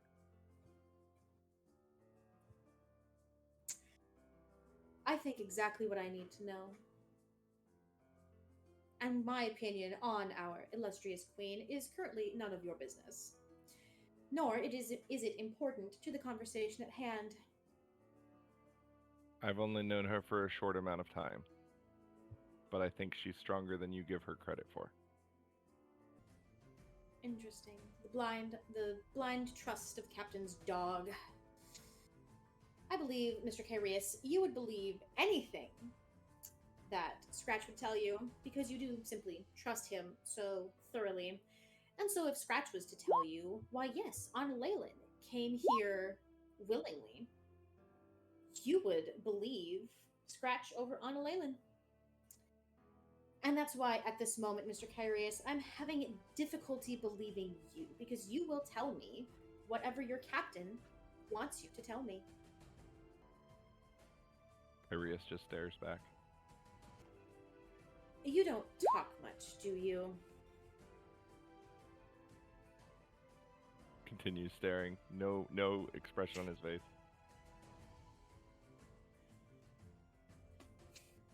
All right, Mr. Kyrius. Unfortunately, I'm going to have you sit here for a little while longer so you can really think about what I need to know from you.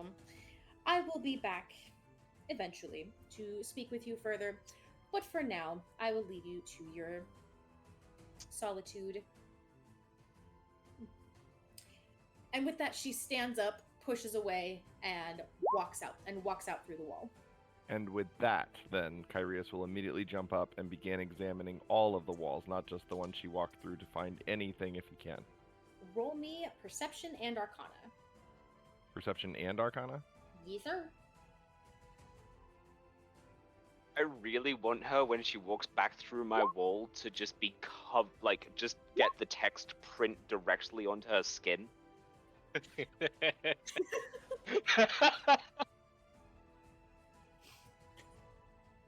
Yure's still going to be examining the walls.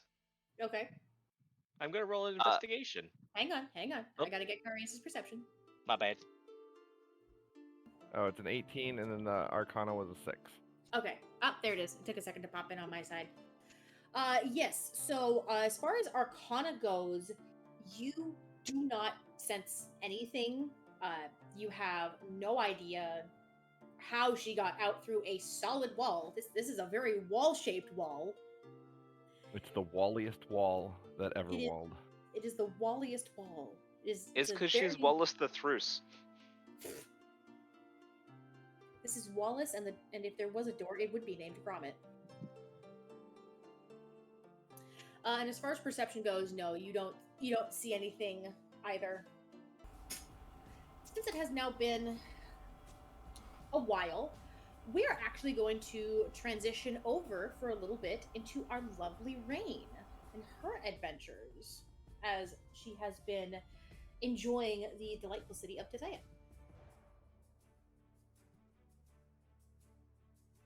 Is the right term for it?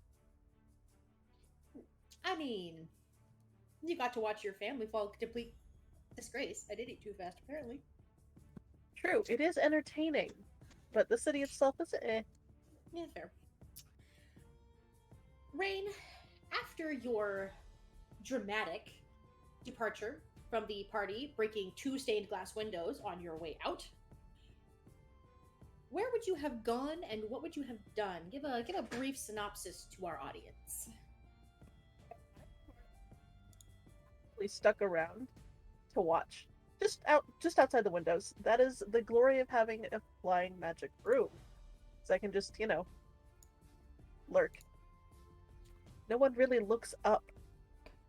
Valid. As you would have flown about the city, you would have seen several people talking about the party, the aftermath, the scandal that happened with the gems going missing and then found again by the guests of Her Majesty.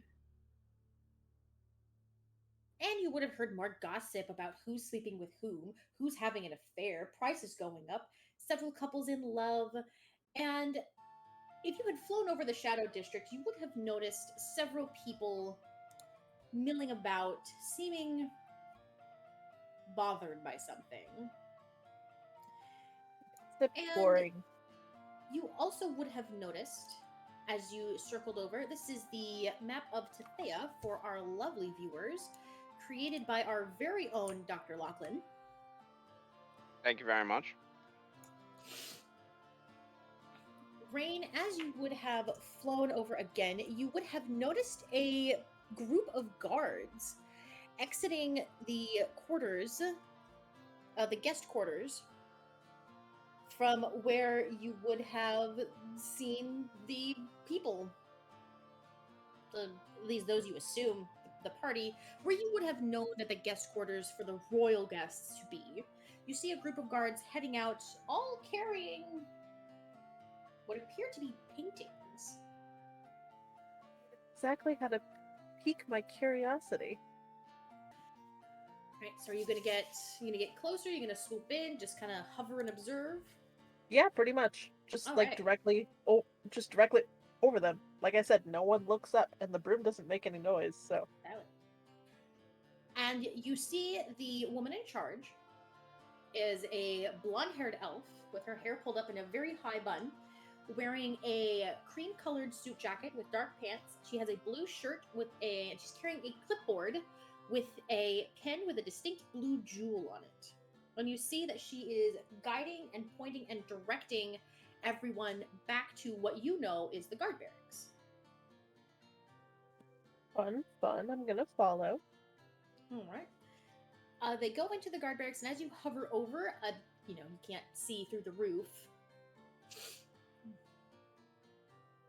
But you watch as they all carry these paintings into the guard barracks. Bizarrely, because as far as you know, there's no artwork in those halls. Can I make a perception check to get a look at the paintings? Go for it.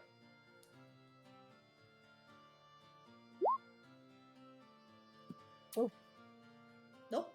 They are kind of generic, boring looking paintings that are just kind of there.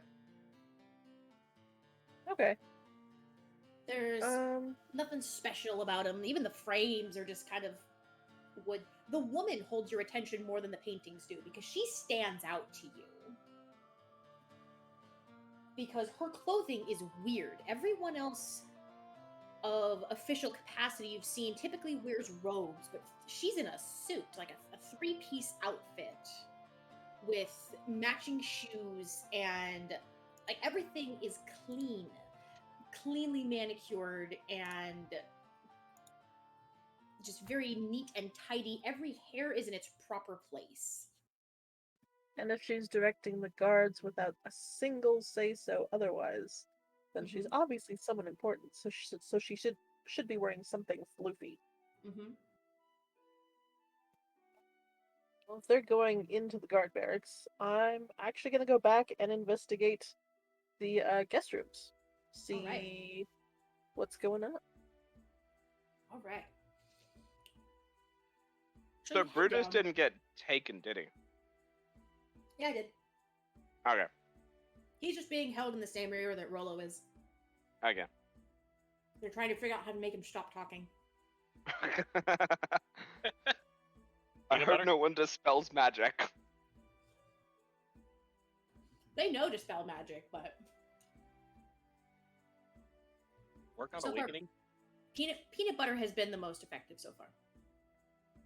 All right.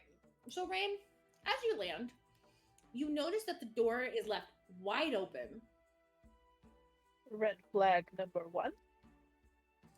and each of the doors to the rooms have been left wide open.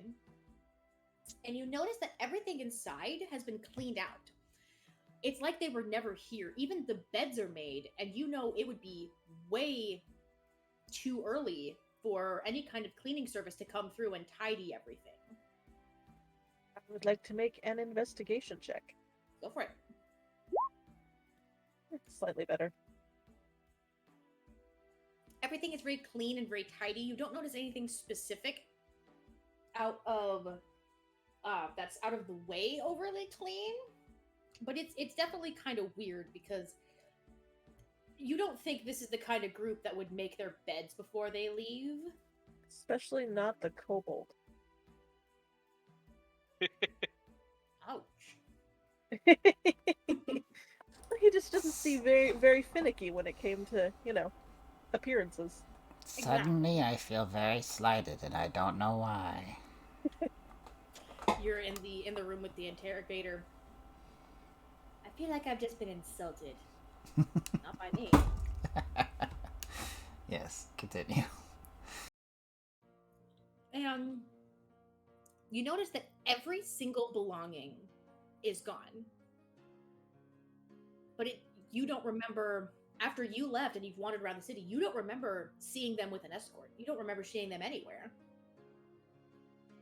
It's as if they've just up and disappeared. Yeah, why would they leave the same night as the coronation?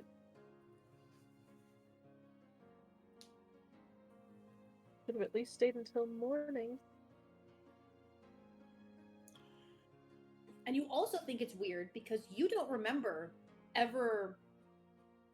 You don't think you've ever seen a painting in one of these rooms. You don't think you've ever seen a painting in any kind of guest house.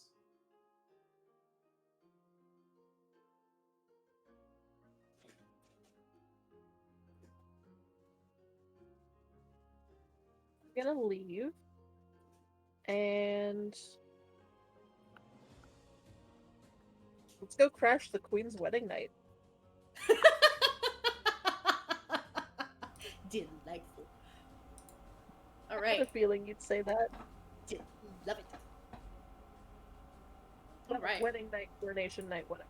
Same Close, difference. Same thing. She got married and she got coronated all on the same day. All right. So are you going to take the broom or are you just going to walk? I'm gonna take the broom. There's no way that I'm getting past all those guards otherwise. I gotta make sure, don't want to assume. I mean, I could always disguise myself as one of them, but then I have to make up an elaborate backstory and hope that no one questions anything. It's a lot less effort just to fly.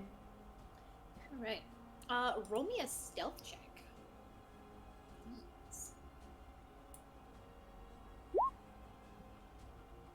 Oh, Woo!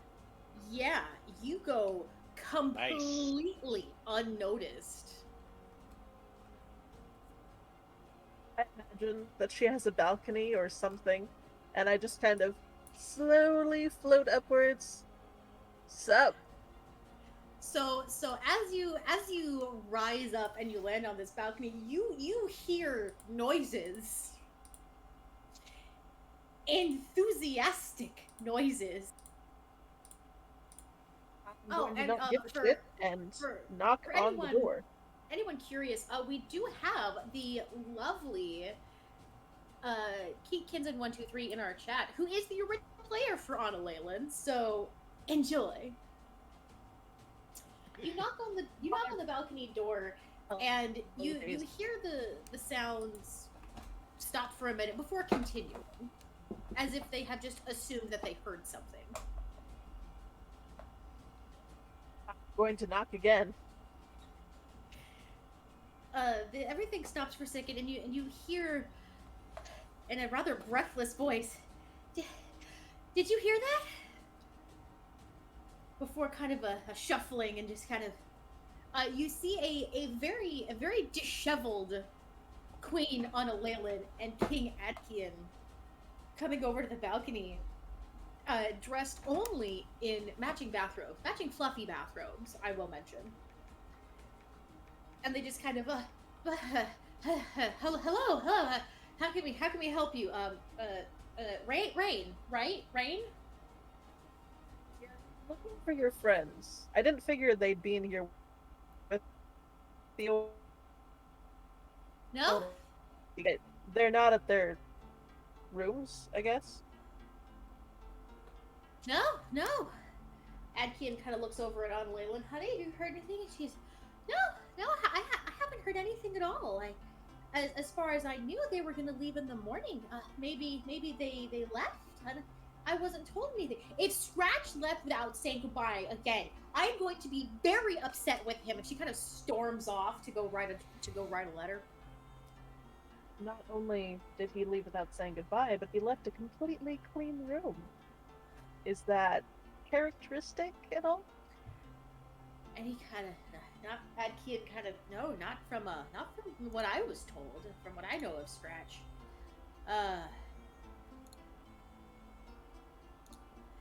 From what my dear beloved has told me, as Scratch was never one to really sleep in his bed, let alone make one.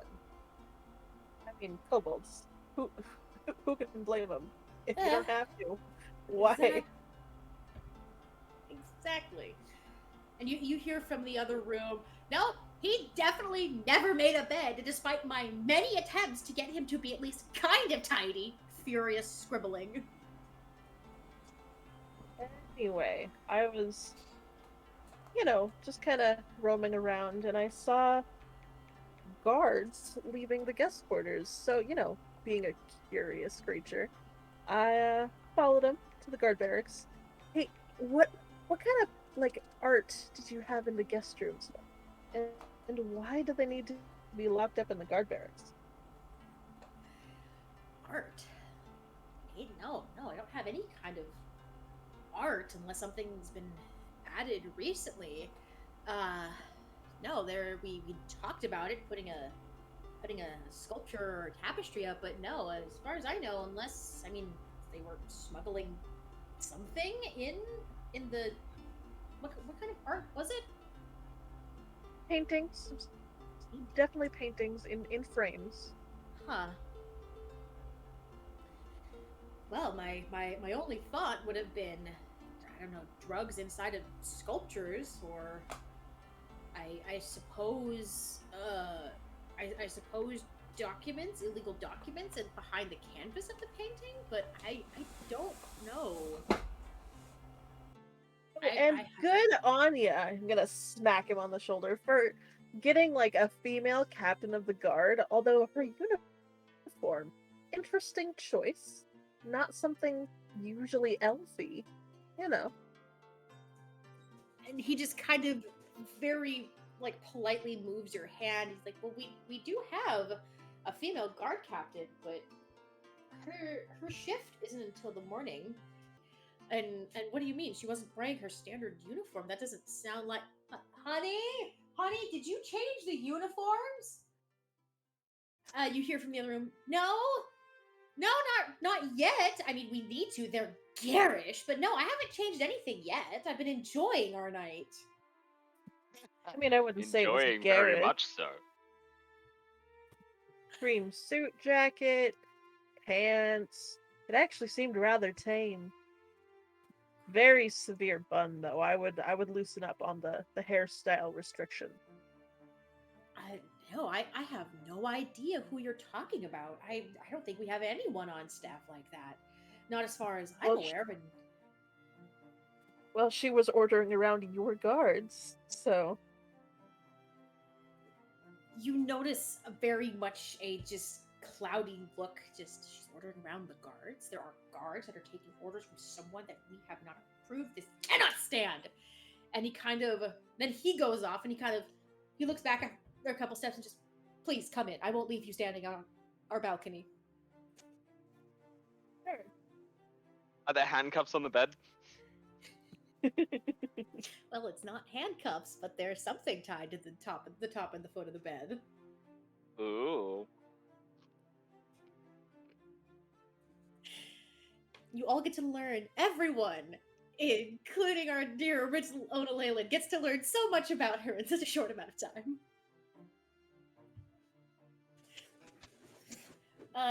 You see him, you see he's got the dressing screen up by a dresser, and you hear him rummaging around for clothes. This cannot stand. This absolutely cannot stand. If there is someone in my kingdom, on my guards, giving orders to my soldiers, to my men, and you hear from the other room, yes, dear, of course, our soldiers, our men, this cannot stand.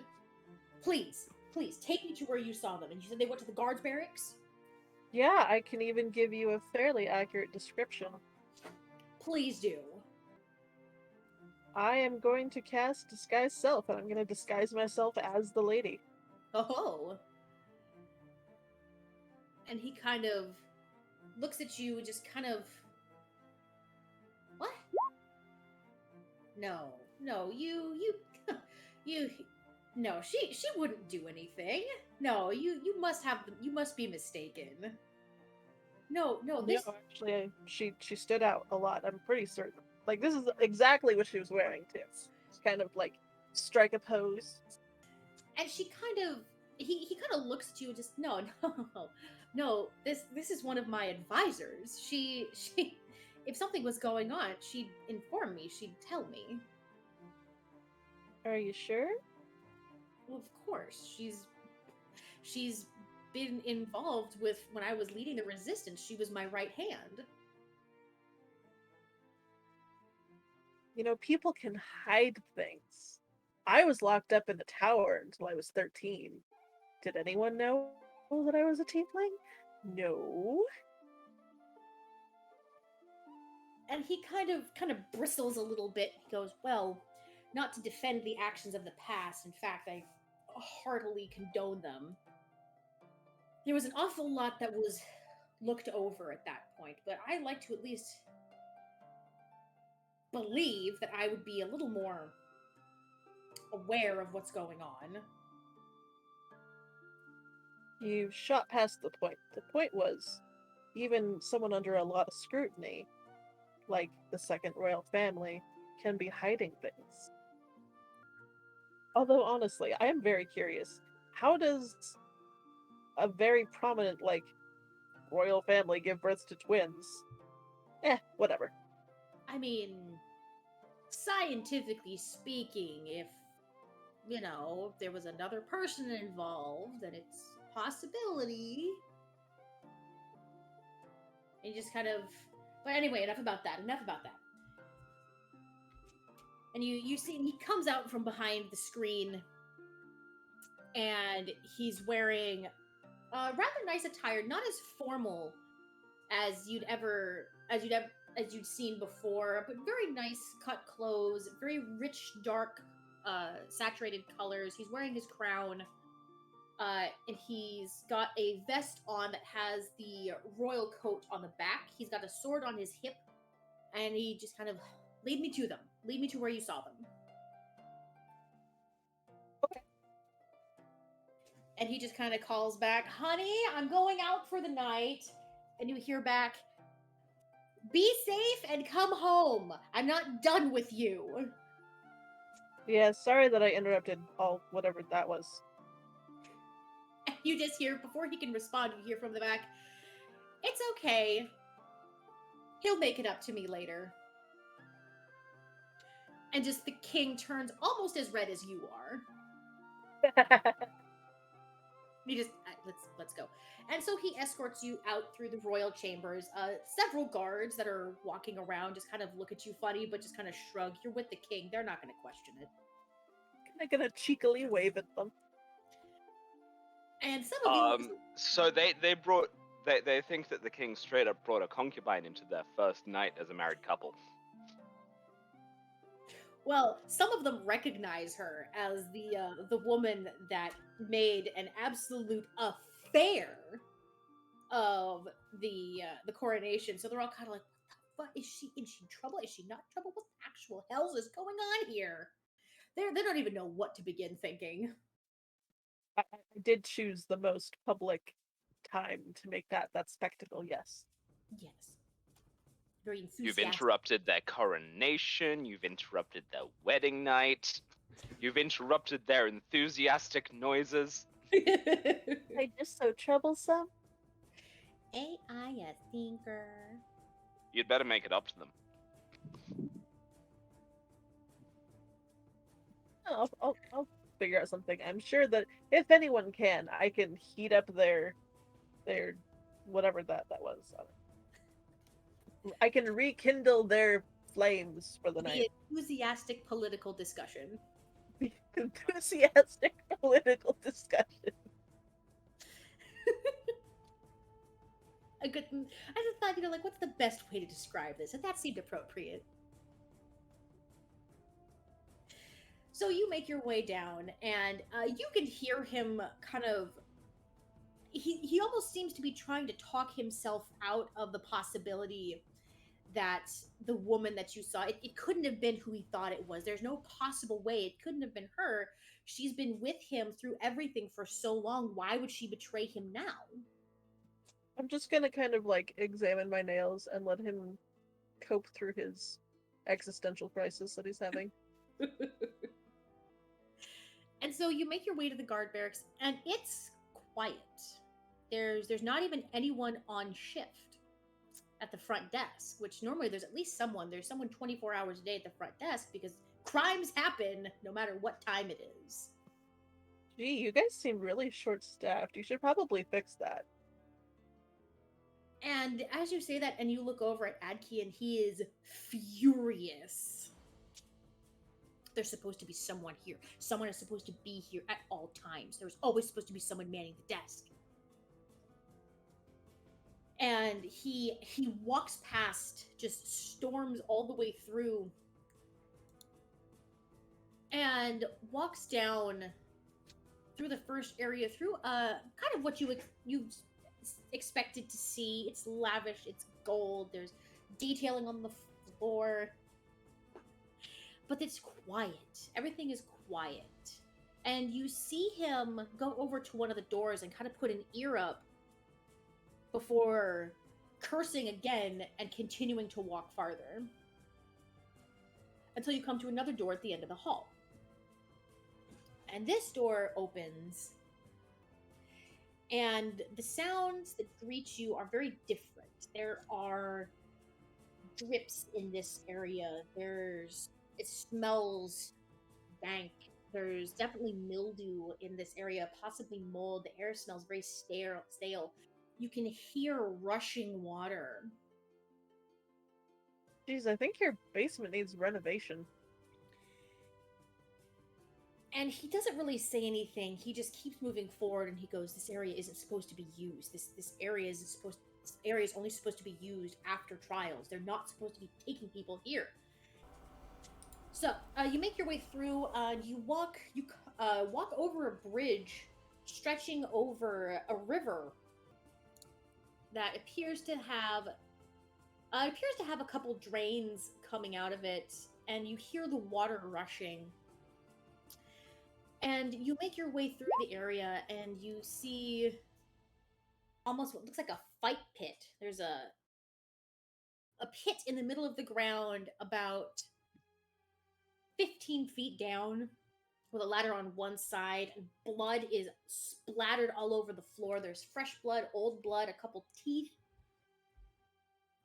And he keeps walking, and then you come to a hallway with a collection of paintings on the walls. And you still have yet to see a guard. Oh, hey, look, this is where they put the artwork. Kind of drab. Horrible place for paintings, though. Like, they're gonna get ruined in this humidity, and forget the mold. Ugh. Why would these be here? This doesn't make any sense to be here. This doesn't make any sense. And as he goes to reach for one of the paintings, his hand stops about 3 inches away from the edge of the frame, and he can't push any further. And you see him like struggling to get his hand closer, and he pushes his hand flat against this invisible force. And there's no give, there's no resistance, there's nothing. And On a check? go for it.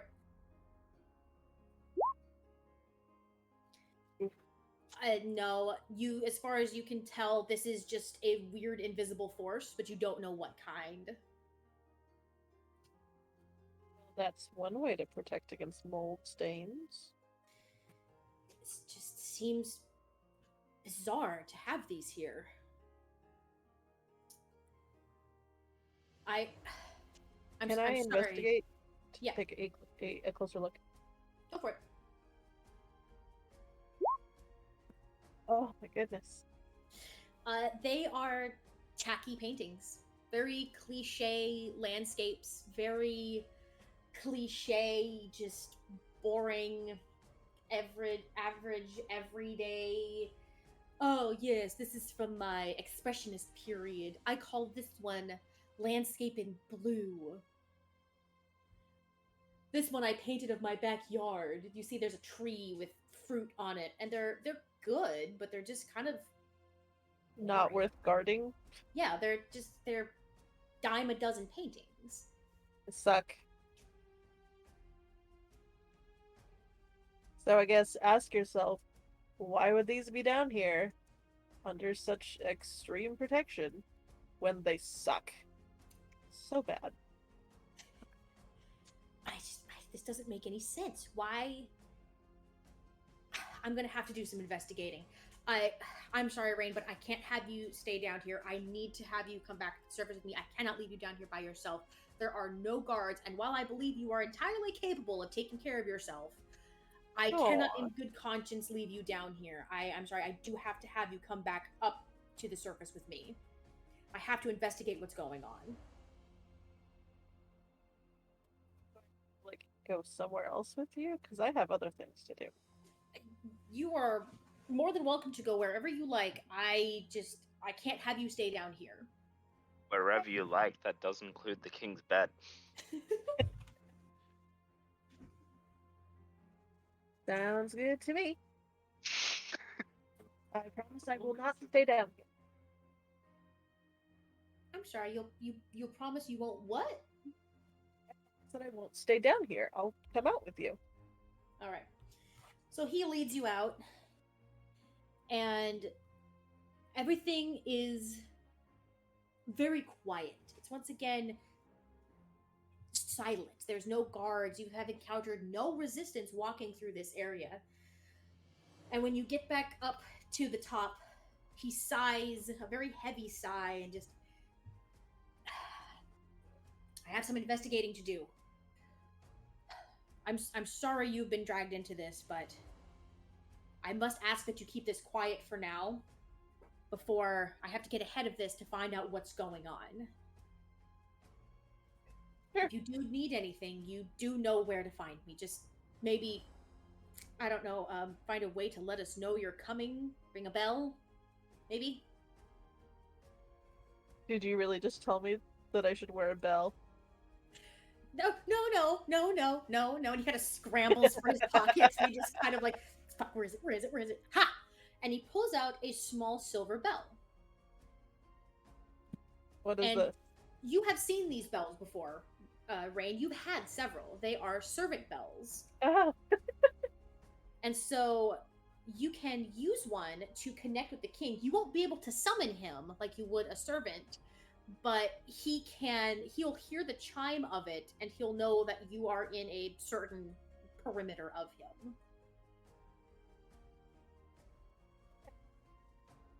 If you need this and you happen to be in a compromised position, just ring this to alert me and I'll get to you as quickly as I'm able to. Okay. And he walks off back towards the royal quarters. have fun. You can just tell from here his ears are bright red again. Well, if everyone else goes with them, I'm gonna use disguise self to make myself look like a guard and then go back in. Okay. I promised I'd come out with them. Not that I wouldn't go back. Exactly. There was no one else around. There were no guards except the few that you had passed in the royal quarters. You haven't seen a guard since you left the main area. All right, so you head back inside. Yep. All right. You head back inside, and it is quiet. Very quiet still. Roll perception for me.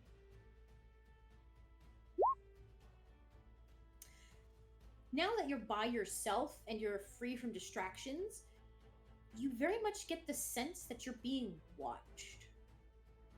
There's someone here who knows that you're here. It's gonna kind of like whistle and stroll into the barracks, kind of wander around. I would explore the sleeping area, the mess hall, pretty much everywhere upstairs before I went downstairs. Right. And it's the same kind of thing. There's nobody. There's no papers on the desks. Every book is in its perfect place. All of the beds are made.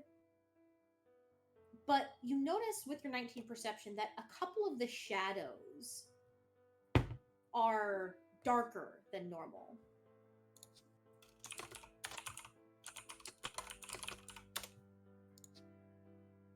But you kind of brush it off and just make your way through.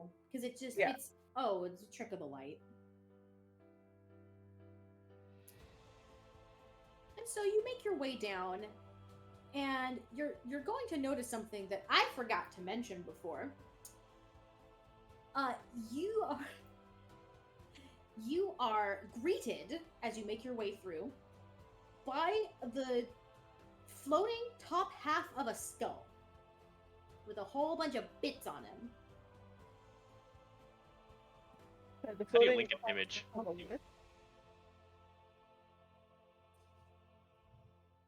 I'm sorry, what was that, Rain? Oh yeah.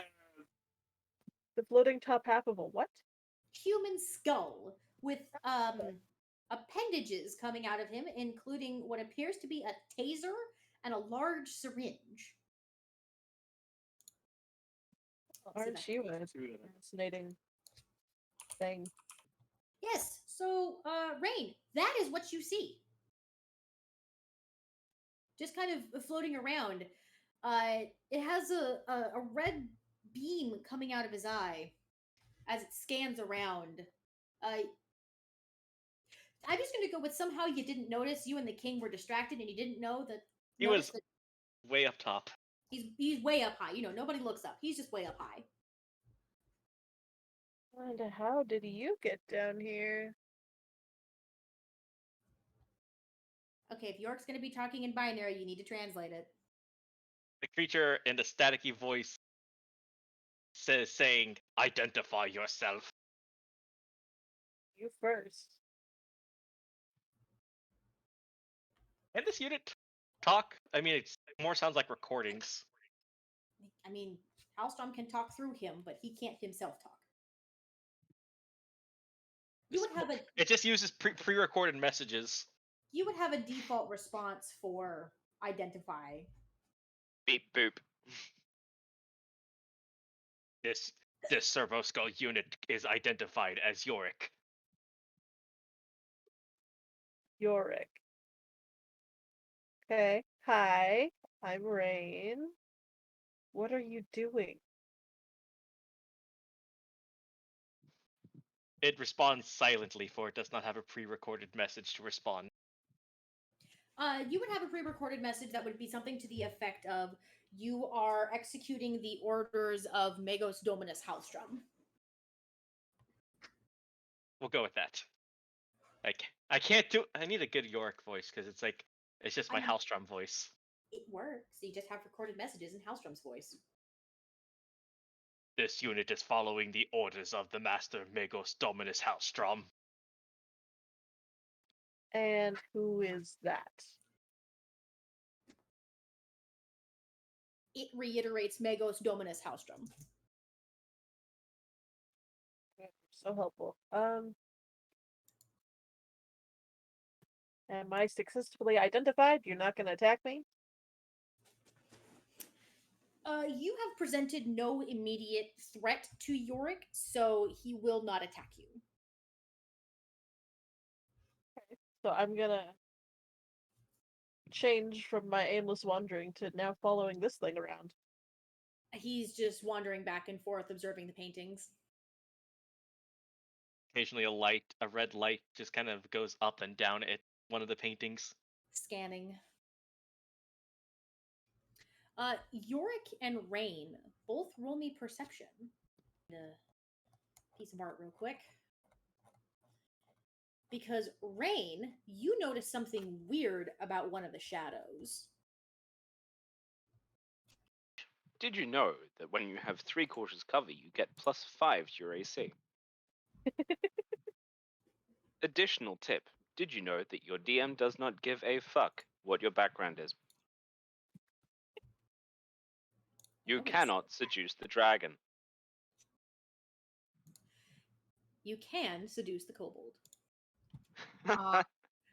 For sure cares about our background because she likes to make us very upset and cry about it. I'm aware. To make you suffer. Having been your DM, I very much care about your background because it allows me to grab the knife, thrust it in, and twist it a full 180 degrees, pull it out, and repeat the process. As many times as we like. The DM is not responsible for any loss of life in regards to trying to seduce the dragon. Please beware that all dragons are tops. And you will have to make a constitution save. All right.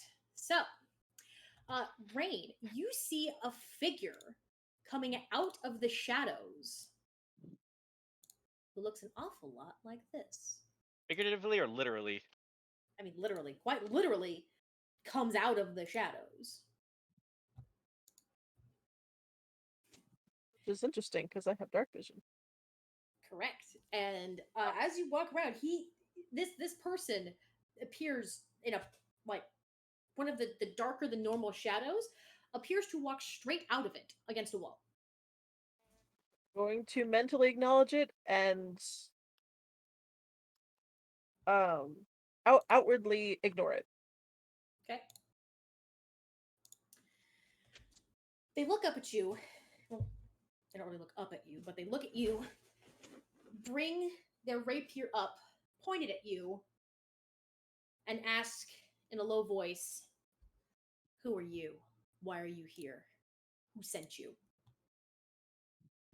If you don't want to lose that thing, I wouldn't point it at people you don't know. I'm not worried about losing it. It always makes its way back. I'm going to drop my guard illusion. He doesn't seem to react. There's a lot of people in here for like an empty place. It's actually kind of crowded. It's surprising. You'd be surprised how easy it is to put people in storage for a while. Are you going to make me ask again who the ever loving fuck you are? Oh, my apologies. I'm Rain. Who are you? I'm someone who's trying to get someone very important to me out of here. Are you here to help or are you here to hinder? Would that include the and what were their names? It was so very, very brief. The people who came with the what were their names? He's just kind of standing there staring at you with the tip of this rapier pointed at you. The people who came with a new queen. Yeah? No? Maybe? And he kind of thinks for a second and he just kind of, yes, I guess technically them too. No, let's say.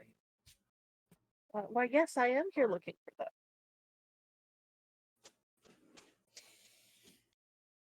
Who was the stiff with you earlier? And who's the skull?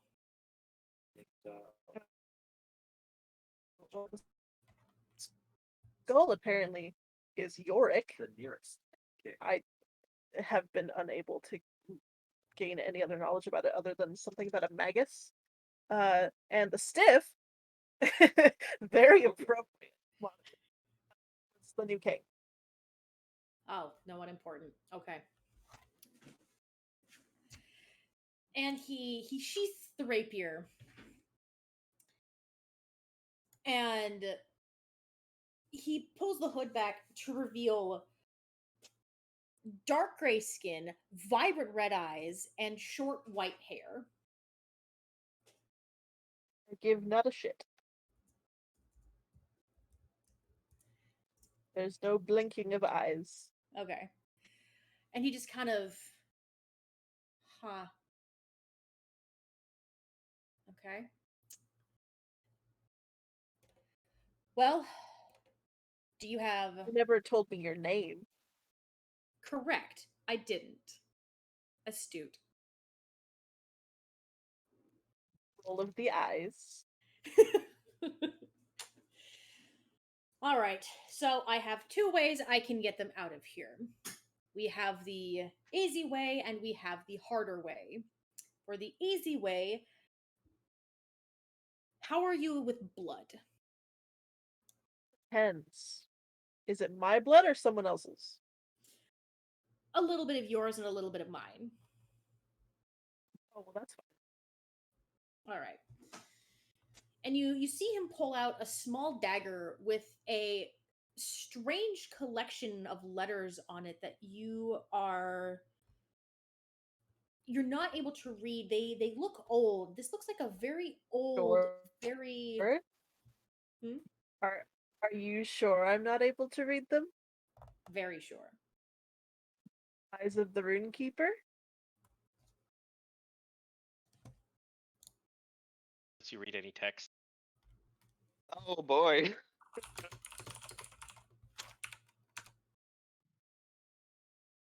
Oh, okay. No, it's totally fine that you can read this. You read this as the written on the dagger is the key to many doors in a very old language. Okay. That means nothing to me, and I can't identify the languages. I can just read it. Yeah. You know it's old, but that's about it. Yeah.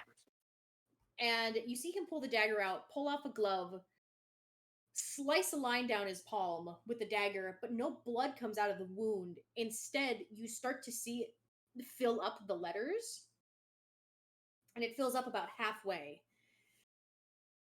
Ooh, And he no holds. mess. I like it. It's very efficient and effective. May I? Yeah, I'm gonna hold out my hand. All right. Just like And just try not to leave a scar. You know. it'll heal. And he holds up his hand, and you see the mark is already gone. Fun. He slides the blade across your hand, and if you didn't see the blood absorbing into the dagger, you would have thought that he didn't even touch you. I imagine it's not very good for interrogations, but it's handy, literally. This one isn't designed for interrogations. I have that one in the bag. Oh, fun. And as he finishes speaking, the dagger glows vibrant red, so bright that it blinds you for just a moment as you see 5 people appear before you. Lachlan, I'm not taking your text with me. What? I'm not taking your text with me. Oh, you're trying to highlight all the characters? Yes. Yeah, just press delete on the text. I would find it hilarious if the text did come and it just scattered on the ground where we appeared.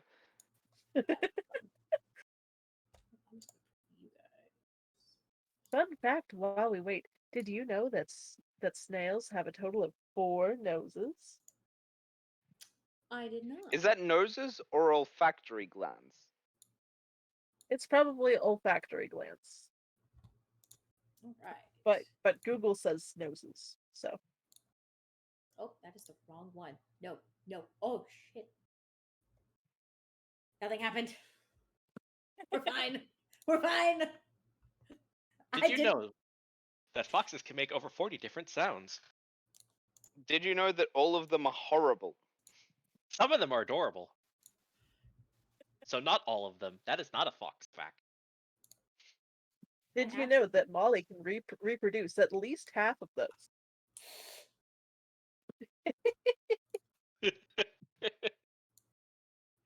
All right. So, all of our players, as you are all sitting in your interrogation cells, everything glows painfully bright red before you are all dropped rather abruptly in front of a woman that you just met yesterday.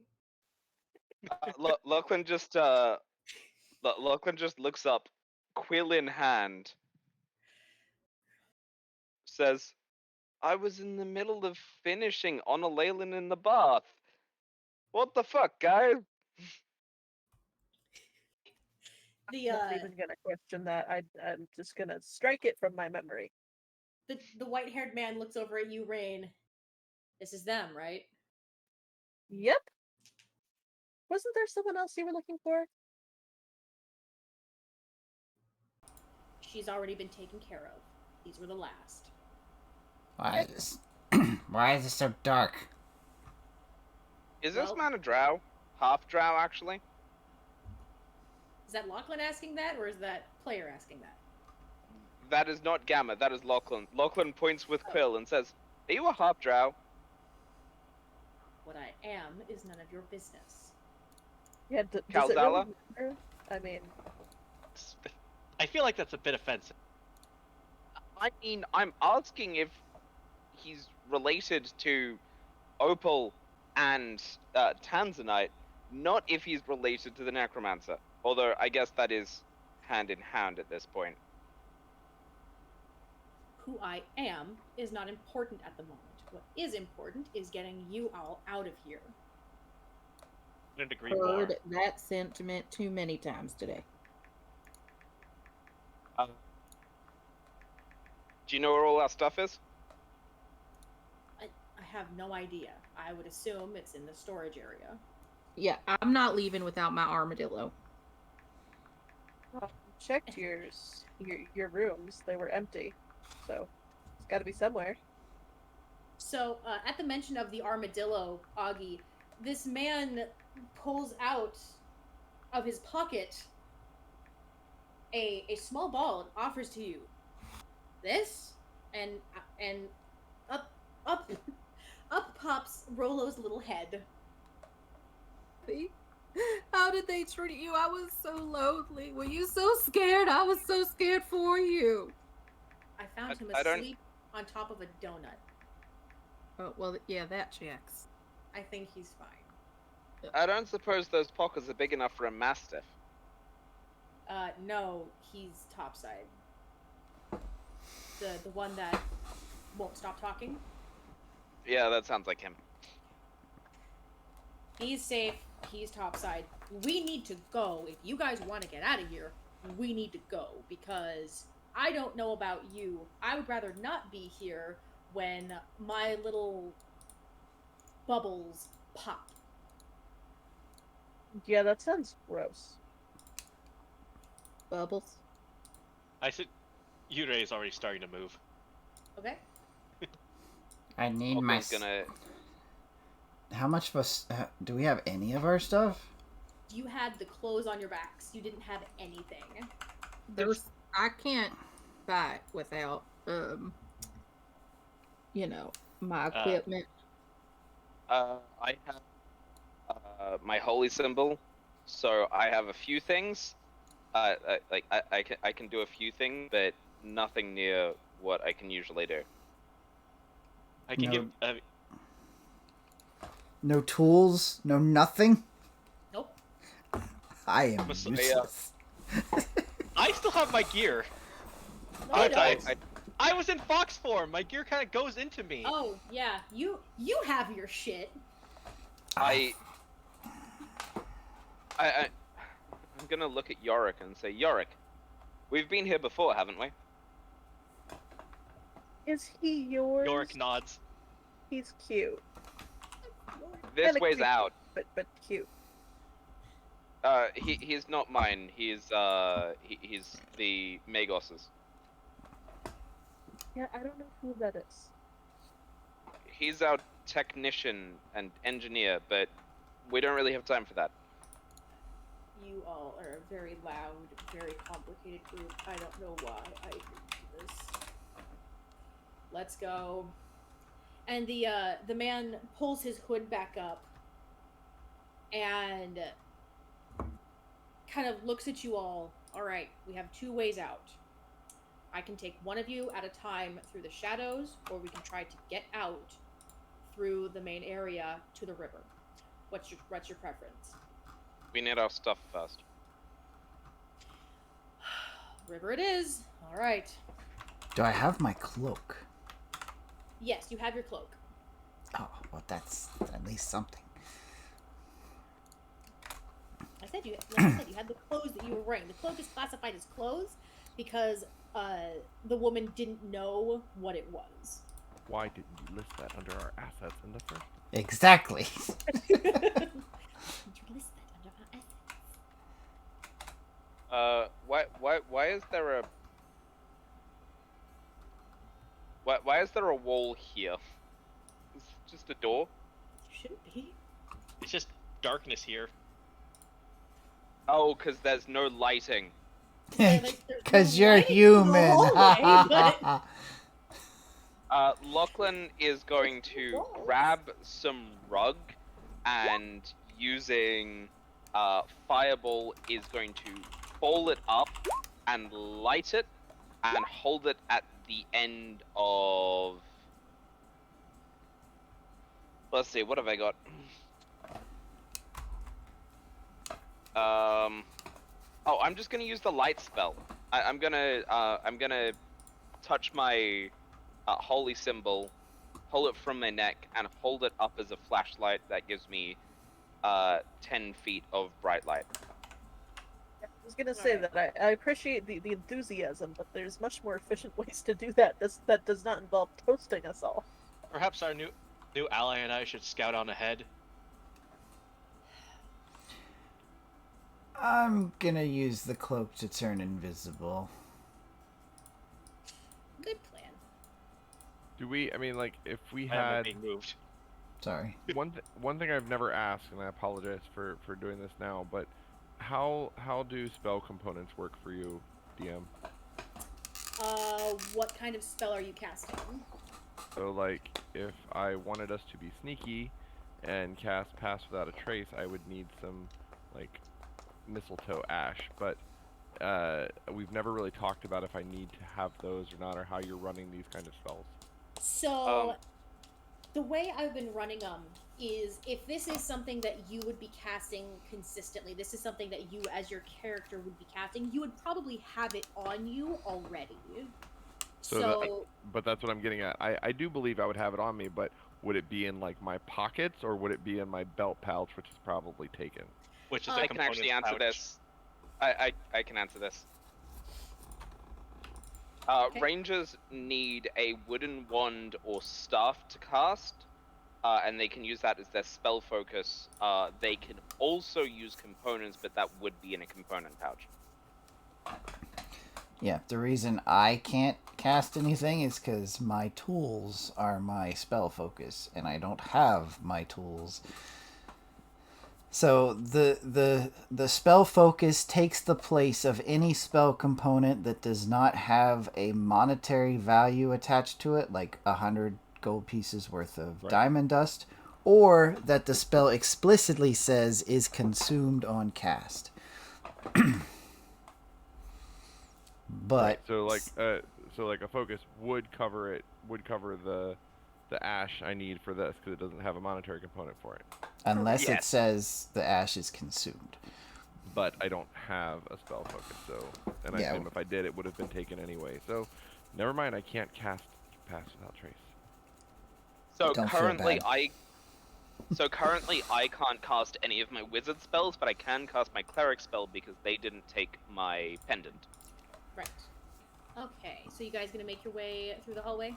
Probably have somebody, keep a hand on Kyrius. Well, Lachlan can see me. Yeah, Lachlan is emitting 10 feet of bright light now, so... Lachlan is emitting the light? Okay, so then... And Yuri's going on ahead. Yeah, because I can't even... I can't even cast Dark Vision on myself right now. I believe it's 10 feet of bright light and 20 foot of dim. Yeah, I'm gonna stay with Masaru while invisible. Okay. I continue to give rough directions based on my memory of this place. Okay, and I say if... Well, you also have the man that came with you and Rain, who both know the way out. They the area they came in from. Yep. And I can see in the dark. Fuck you. you species unhuman scum who can see in the dark. Are you saying any of this out loud? No. I would never insult my friends as such. I'm just making sure. I'm gonna be rolling that stealth. Yeah. I also need everybody... Makes it really hard to sneak when the person with the light source is following.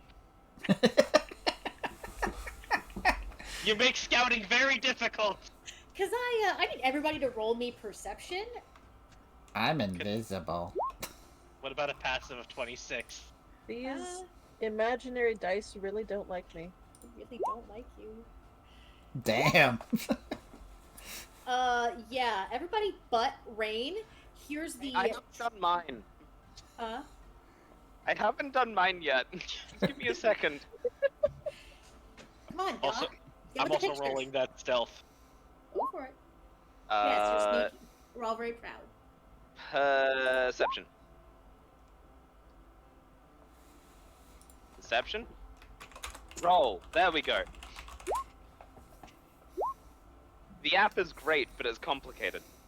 Yes, so everybody but Rain starts to hear shouting and boots tromping as one by one you guys hear more and more guards.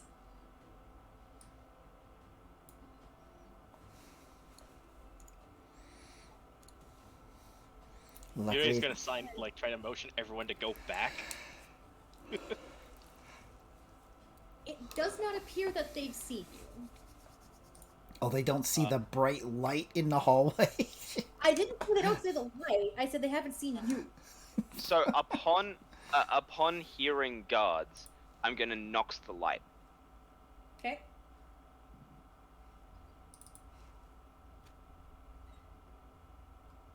Alright, so you guys hear the boots coming up, and you hear mumbling, and you hear talking, and you hear You hear the voices getting closer and closer. Scratch, is this you out in the front? Yes. You see a guard coming up this hallway, and he stops right in front of you. Not quite touching you, and he just kind of looks around. Just kind of... I don't see anyone here. Are you sure that there was someone down here? And you hear another guard, I know what I saw. I saw a man sneak out of the shadows, and he hit me on the head. You don't forget a man sneaking out of the shadows and then hitting you on the head. Is the guard carrying any keys on their belt? He is carrying a very large key ring. I would like to try and steal it. Go for it. All right, here we go. Nat 1. 26, you steal it. I carefully, stand there as invisible, reach around, lift it off the belt, slowly bring it down towards the floor, and tuck it underneath of my robe. Not even a jingle. No, not even a jingle. Not even a jingle. I think being invisible would probably give you advantage. Do we want to see if you can do this better? Sure, why not? Why not? Yeah, you know what? You do this better. You think about the one way you want to do it. You figure you can do it. You know what? You're like, fuck it. I can do this even better. I take his So belt, too. Do you just Fall down. take the keys, think you can do it better, put them back, and do it again? With my offhand. Yeah, with your offhand. So you successfully steal the keys. Think, you know what? That wasn't nearly enough of a challenge. I can do this better. Put the keys back. Use your offhand, and you don't remove his belt, but you leave his belt unbuckled. And tie his shoelaces together. No, And you no. want to do that? That's going to be another sleight of hand. I mean... You didn't crit. Doesn't count. Yeah, so then I kind of step to the side,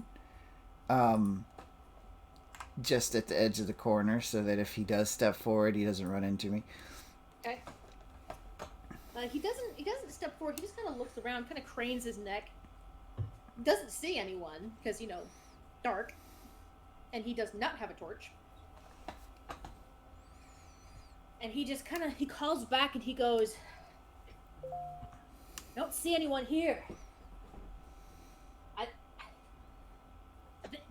You must be crazy. There was nobody here." "No, you don't understand. He hit me on the head. He came out of the shadows and hit me on the head. You don't forget someone who hits you on the head after coming out of the shadows." And the second guard comes running over and kind of shoves the other guy out of the way, barrels through into the darkness, and pulls out his short sword and is kind of whipping it back and forth. "I know you're there! I know you're there, you sneaky bastard! How much did you hit me on the head? You ain't gonna hit me on the head again!" I would like to use. I would like to use thaumaturgy to, at the same time that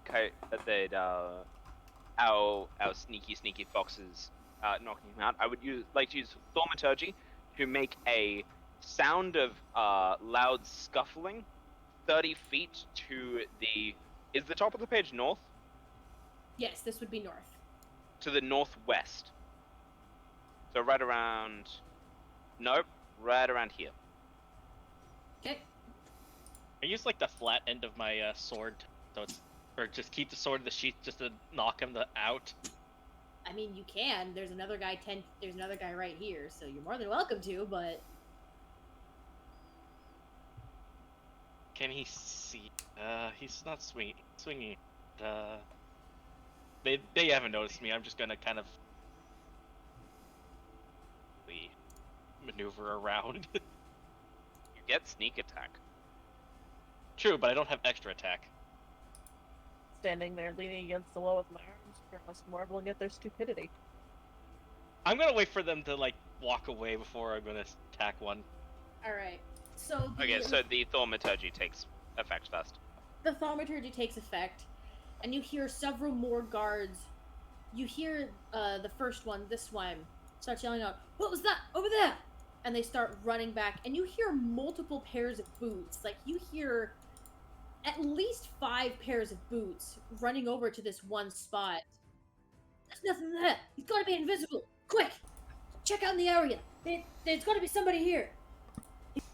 And so they start to spread out and to make a formation. And you all hear you hear him moving around in this area, and you know that there's people here, but you don't know how many. At least 2. But it sounds like more.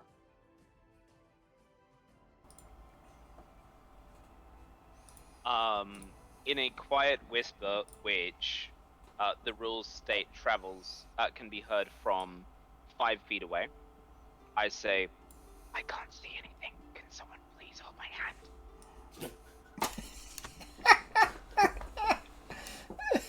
Shit.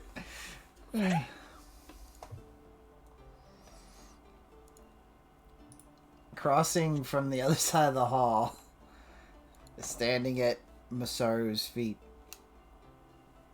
Hey, where would they keep our stuff? Probably in storage. And where's Most guards that? have an area where they have contraband deeper in. You have the keys, right? Of course I Yeah, have my the tool. keys.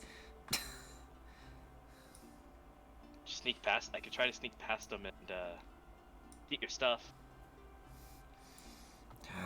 Although you need something to defend yourself. I'm gonna give you the bone devil dagger. Oh. I whisper, if we can find my book, then we can take all of these guys out in very little time. Before then, I'm as good as useless. I can heal, and I can possibly make illusions. Given that we're still in Onalelan's kingdom, and these are her guards, I suggest we don't kill. There wouldn't be any evidence.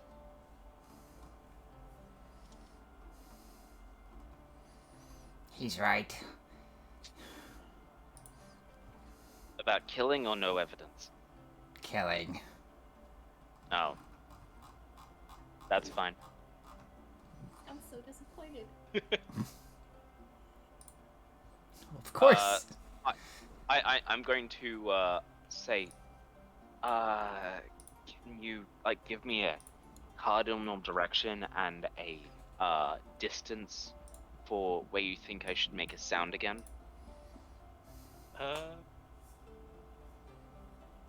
I'm just gonna give a general north,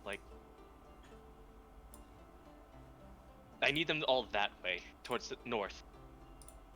Hey, would this be a good time to mention that the king gave me a bell to summon him with, or to let him know of my existence nearby? Why didn't you list I mean, that in our that could be assets helpful. before? I say maybe we get out of the range of the guards and then use that, and then we can possibly use a royal pardon. And whilst I do this, I'm whispering under my breath, and then the slight sound of pan flutes floats through the air, and then a bang erupts from the furthest wall. You guys have no imagination. Broomy, come here, Broomy. Would you please take this bell? I'm gonna tie it to the handle of the broom. Go to the palace, ring it until the king appears, and then lead him here. Please? Thank you. Bye-bye. I'm gonna send my broom off through the corridor. The straight up. Alright. A bang appeared right around here. Hold on. Well, 2 bangs appeared. One appeared over here. One appeared up here as the broom burst through the door. Which I'm just gonna be hugging the fucking wall. and And, it So now the cords are split. So specifically the bang that I made was a clatter, like someone in armor tripped over something and fell over. Cha-cha real smooth. You know, basically what I hear whenever Augie tries to navigate in the dark. So the guards in here go all running over this way to investigate. And then Now. those that have dark vision that can see start to see more appearing over here. Bye.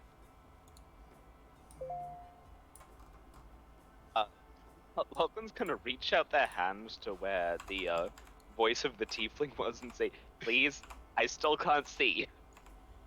Do we need to do movement by turn or? Hang on. I gotta figure out how to open a door. There we go. Okay. Does the tiefling help me? Yes, I'm going to grab the people who cannot see and drag them with me.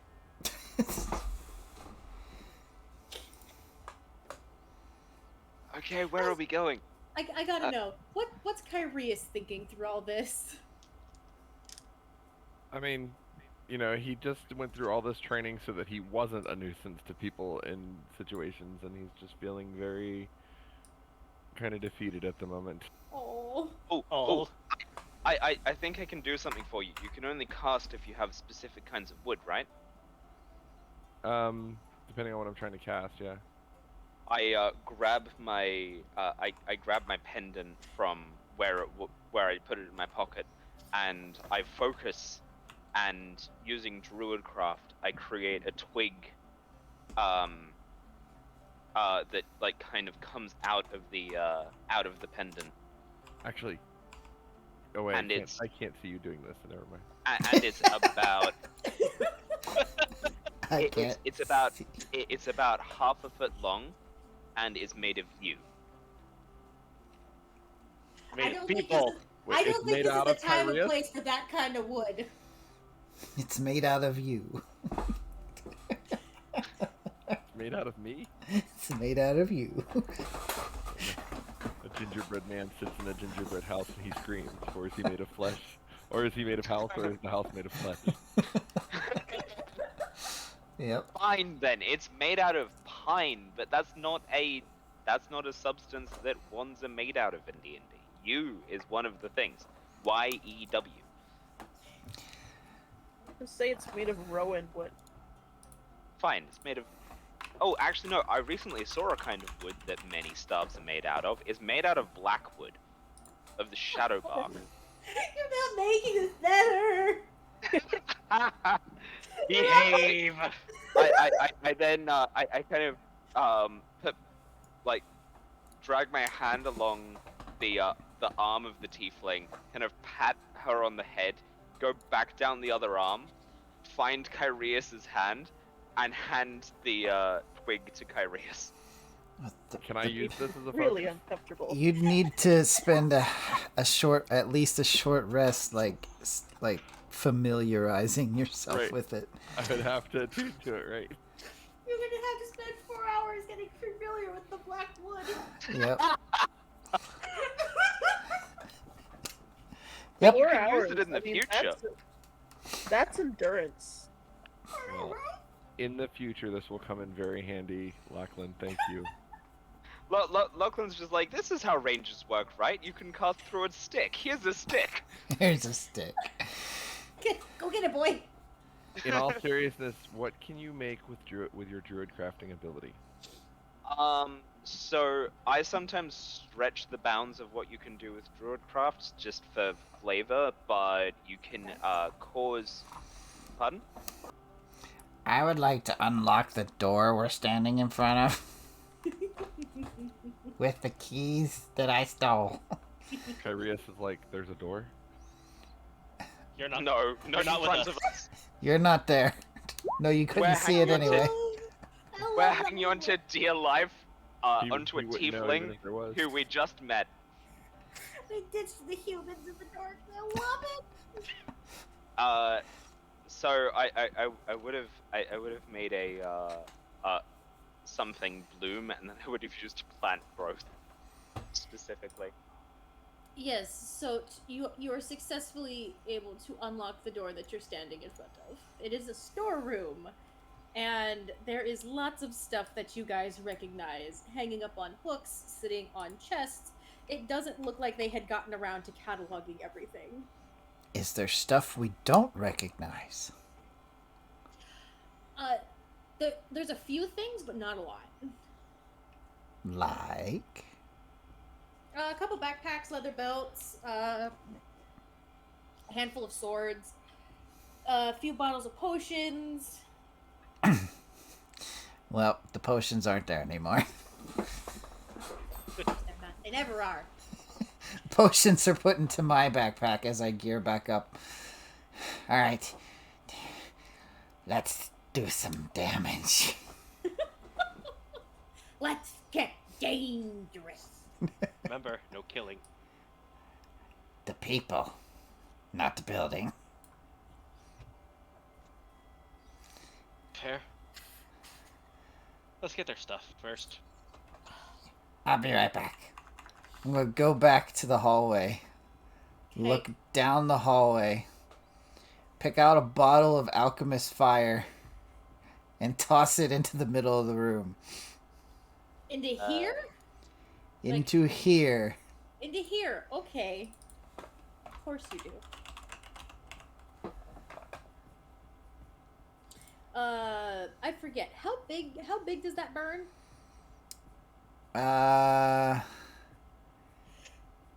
Doing research. Make it rain. You know what? Hold on. That's more than 20 feet away.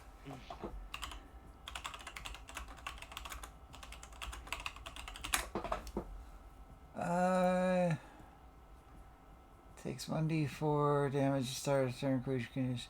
So it basically fills a 5-foot square and burns until extinguished. Okay.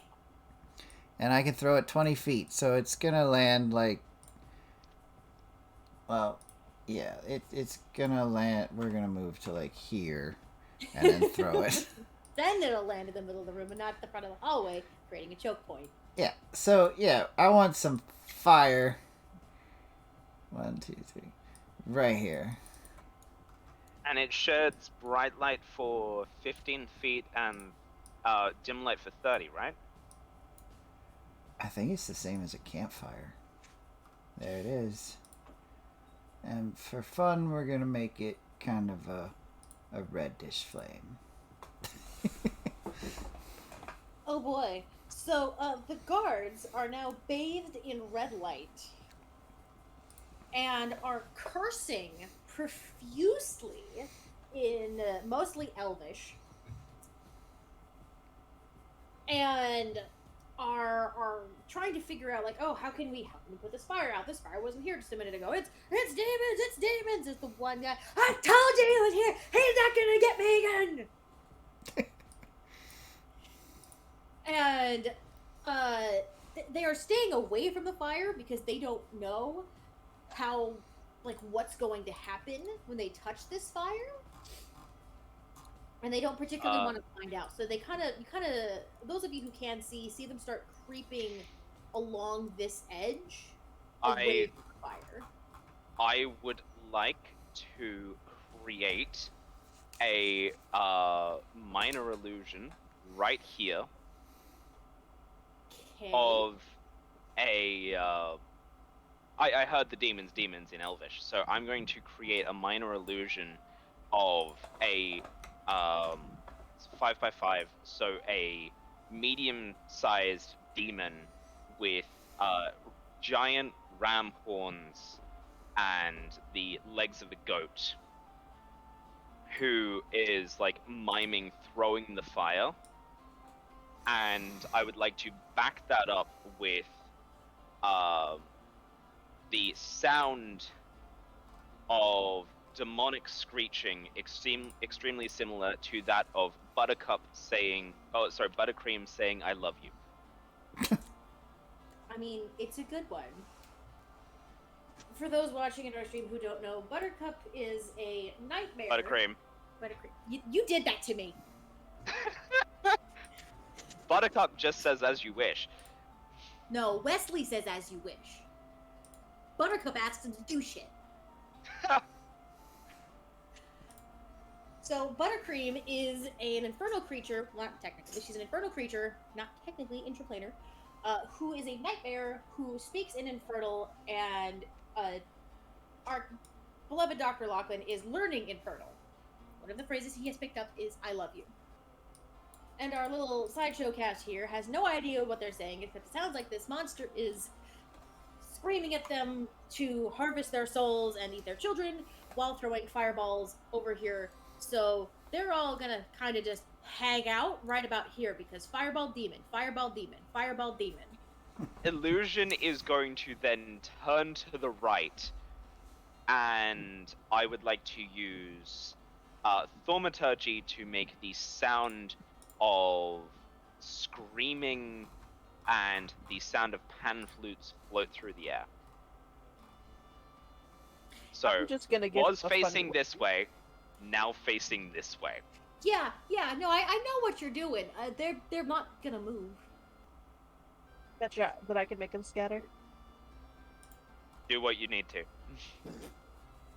And firebolt. Are you hitting one of them or are you hitting something else? No, I'm just aiming for their general vicinity.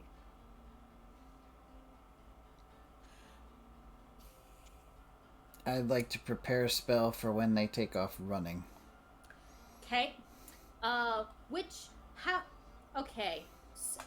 So how general is the general vicinity?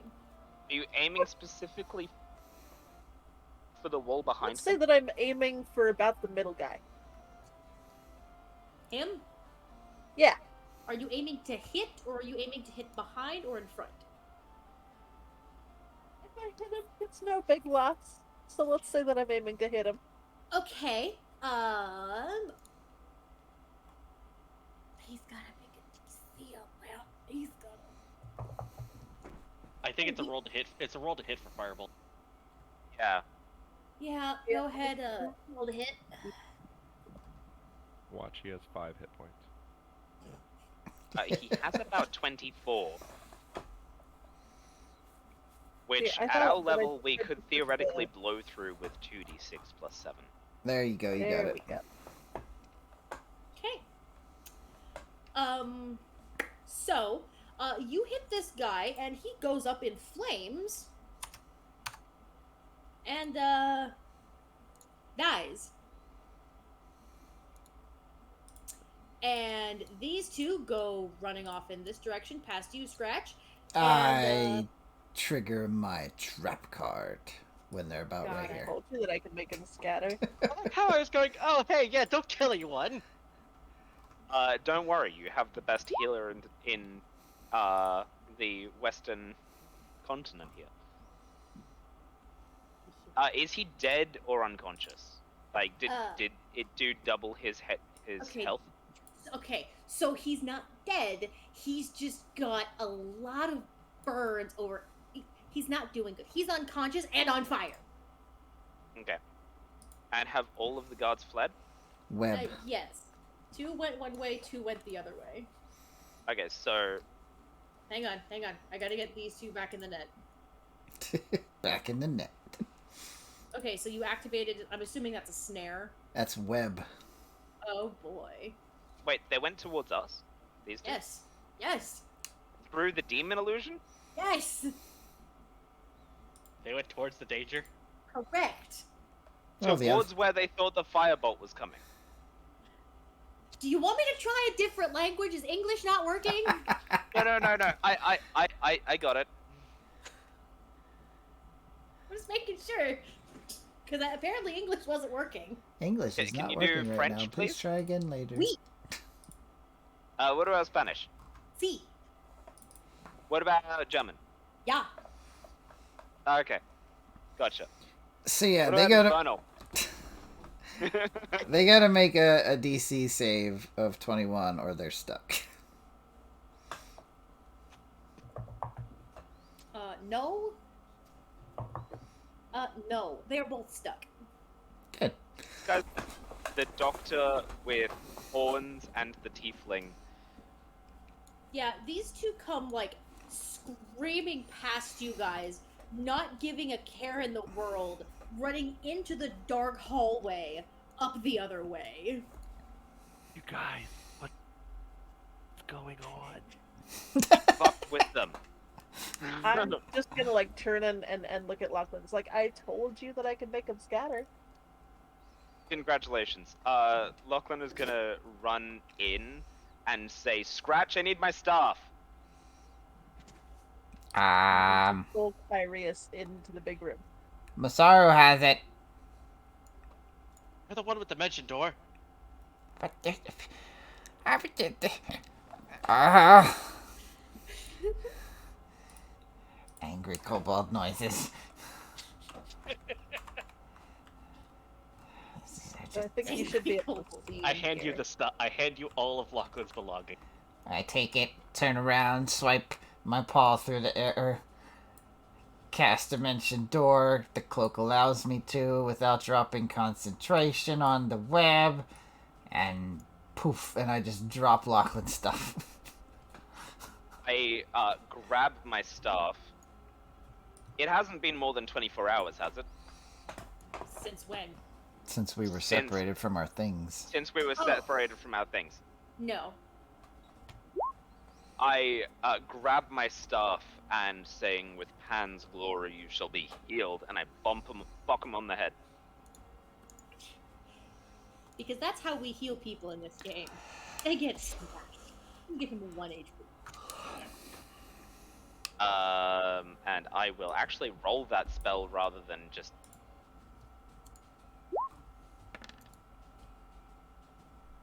Okay. He's no longer unconscious. Are we in combat right now? No, because none of them have been successfully able to make a move on you. They're trying to escape. So he wakes up, and above him is a kobold, and seemingly a smaller version, because it's shadowy as fuck, of the demon that just killed him. He starts screaming, and he pulls out a whistle from around his neck and blows it. I would... can I have a reaction? Roll me dex. Roll you dex. Okay. Dex. Skills and abilities. Just straight dexterity? Yep. Thanks. Well, fuck. Thank you, ladies and gentlemen. Fine. Apparently, yes, you are able to get a reaction. So... He goes... He pulls the whistle out from around his neck, sucks in a big, deep breath, and before he's able to bring it to his lips... I clamp my hand over his mouth. So he starts spitting on your hand as he's blowing out. So it's kind of one of those... all on your hand. I'm a doctor, it doesn't faze me. I'm not saying it does. I'm just telling you what happens. I say, we saved your life. We won't do it a second time. We also killed you, but don't worry about that part. That's beside the point. Just focus on the positive. Focus on the positive. Technically, I killed him. So. I will then grab the whistle from around his neck and yank the string to break it. Ouch. Yeah. He's just kind of screaming behind your hand. I mean, I'm a war criminal or a war hero, depending on who you ask, so... I'd like to take the butt of my gun and slam him in the head for non-lethal damage. Go for it. He's restrained. He is restrained. The rest of us still don't have our stuff, right? Automatic crit. Yes, I'm assuming Masaru would have come back and would have doled out stuff. Avoid the absolute fucking chaos. Do I need to roll stealth again after everything going on? Yes, you do. talking gremlin. Yes, Masar, you're stealthy. Yes, Scratch, you successfully bash him on the head. Okay. Does it knock him out? No, it does not knock him out. I do like- it again. Kyrius looks behind himself and just see his stuff there. No, I don't. Scratch. I can't see anything. He can't see anything. He's in the dark. Scratch is going. Sleep, sleep, go to sleep, go to sleep, go to sleep. This is the best chaos. Does that put him to sleep? No, If they're crits, that's 6 damage each. Does that help? no. Lachlan is just gonna take their staff and press it against their neck and cast sleep. Okay, so after the kobold whacks him on the head twice, is not able to knock him out. You put him in a chokehold. It's like, go to sleep, go to sleep, just fucking go to sleep. It's better this way. Okay, so this is also targeting the 2 in the web. So I'm going to cast sleep at a 4th level. Okay. I could go beat those ones a couple of times. Yeah, you guys realize Oh, these one. ones are all screaming. Oh, More than I one was- guy is awake. Hey, aren't these elves? Yes.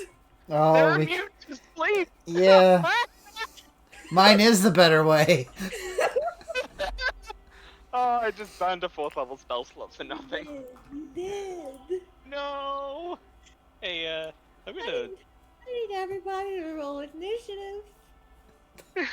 Are you sure? Yes, I am. Kyria's behind you. You hear more tromping of boots. And you hear behind you. That's them! Quick! Get them! Hey, Kyrius, I'm gonna give you a little help and, use dancing lights, like, right here. Give you some light. Was Salt and Spark in the room? No. Okay, never mind then. They're probably right. Spark is probably riding on Brutus, and Salt is probably just standing motionless. Ta-da! Okay, fuck you and your 30 initiative. How is everything you roll so high? I have expertise, I have feet, I have so much. He's a He's a rogue. mid- He has, like, reliable talent. Not, He's a- no, that's for 2 more levels. Oh. He's a It's- min-maxing piece of shit. It's I'm a not trying rogue to thing. be mean-maxing, I'm making a build being on a ninja. Okay, Where? but let's also not forget that I am also a min-maxing piece of shit. I never said you weren't. Oh man, what do you mean I didn't click my token? Yeah, same. Yep. Can Do I, it Can I again. keep this roll though? Can I keep my roll? Nope. Yes, you both get to re-roll. Wildly depends on what you roll. We both know I'm gonna roll worse than that. I'd like to cast Wall of Fire across the doorway. Go for it. Ugh. We have 2 people with Wall of Fire now. So, hey, what was about that whole not killing people thing? Rain, if Wait. you look under spell effects, there is a wall of fire thing that you can drag onto the field to place your own wall of fire. We haven't killed anyone yet, but Wall of Fire is very much one that will kill people. Yeah, that will I'm not definitely casting incinerate. it on them. I'm just casting it in. If they're within 10 feet of the other Besides, side I of the have Wall no of idea Fire, about they will weird take jokes like consistent this. damage, which means if they die, they are dead in 2 turns. You'd be alright. The arrow points to the side that deals damage. And you can use up to 12 of those. There we go. Like, delightful. Okay, so that lights up. Kyrius, you should be able to see at least a little better now. Well- Kyrius goes from pitch black to my eye. How much do you... I think wall of fire probably produces 15 of bright light. Oh good God, they're gonna die. Oh no.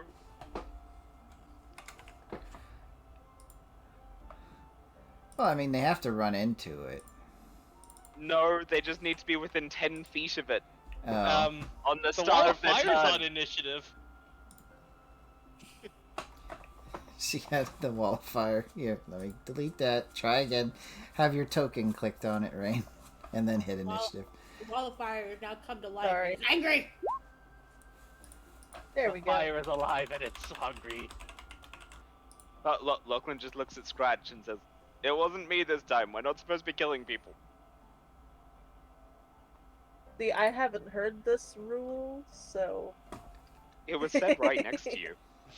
Selective hearing. Wall of fire. Exactly! You're assuming that I was listening.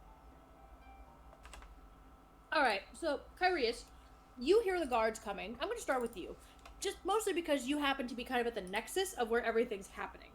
You hear them coming up. Everyone heard them coming up. All of a sudden, there's dancing lights right beside you, so you can kind of see what's going on. And then there's a wall of fire at your back. It's warm.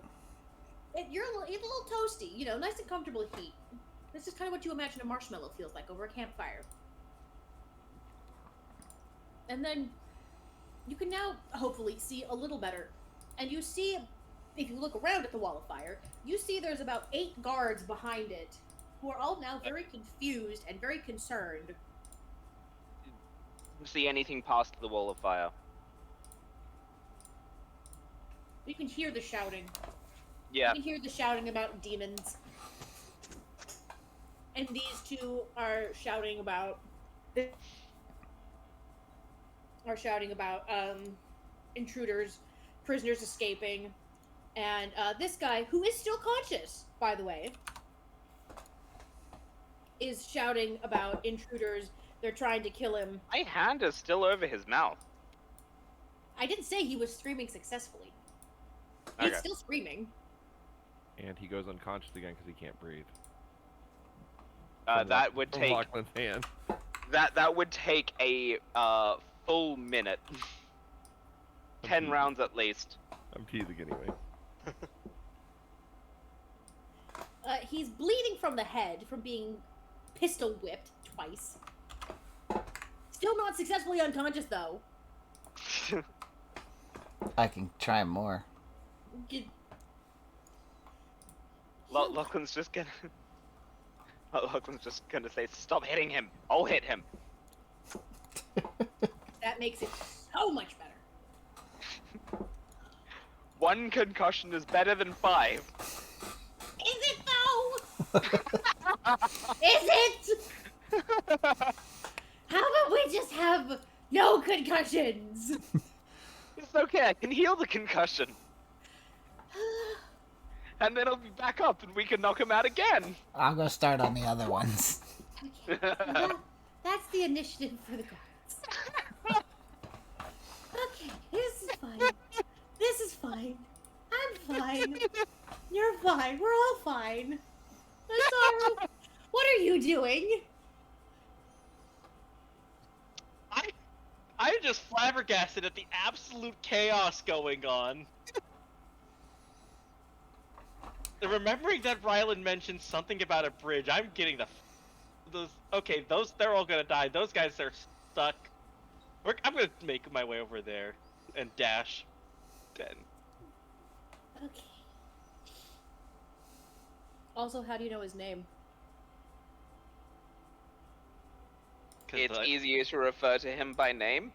Fair enough. Also, it says right there on the information sheet, Rylan. Yes, but I never gave you his name. That's Look, that's you're breaking. more okay. You're breaking the immersion. The unknown drow mentioned something about a bridge heading that way. Much better. It's like one of those. We got Sam Fisher, as opposed to crap. Who's the fucking guy from CS:GO that had used the fucking mini? I don't know who I am or why I'm here. All I know is I must kill. I have unleashed hell upon this world, and I do not regret it. But yes. Anyway, So you're making your way to the bridge. Yes. I just used all my moves. Okay. That's gonna end my turn since those guys are still stuck. Okay. Scratch. Uh-huh. This guy is still conscious.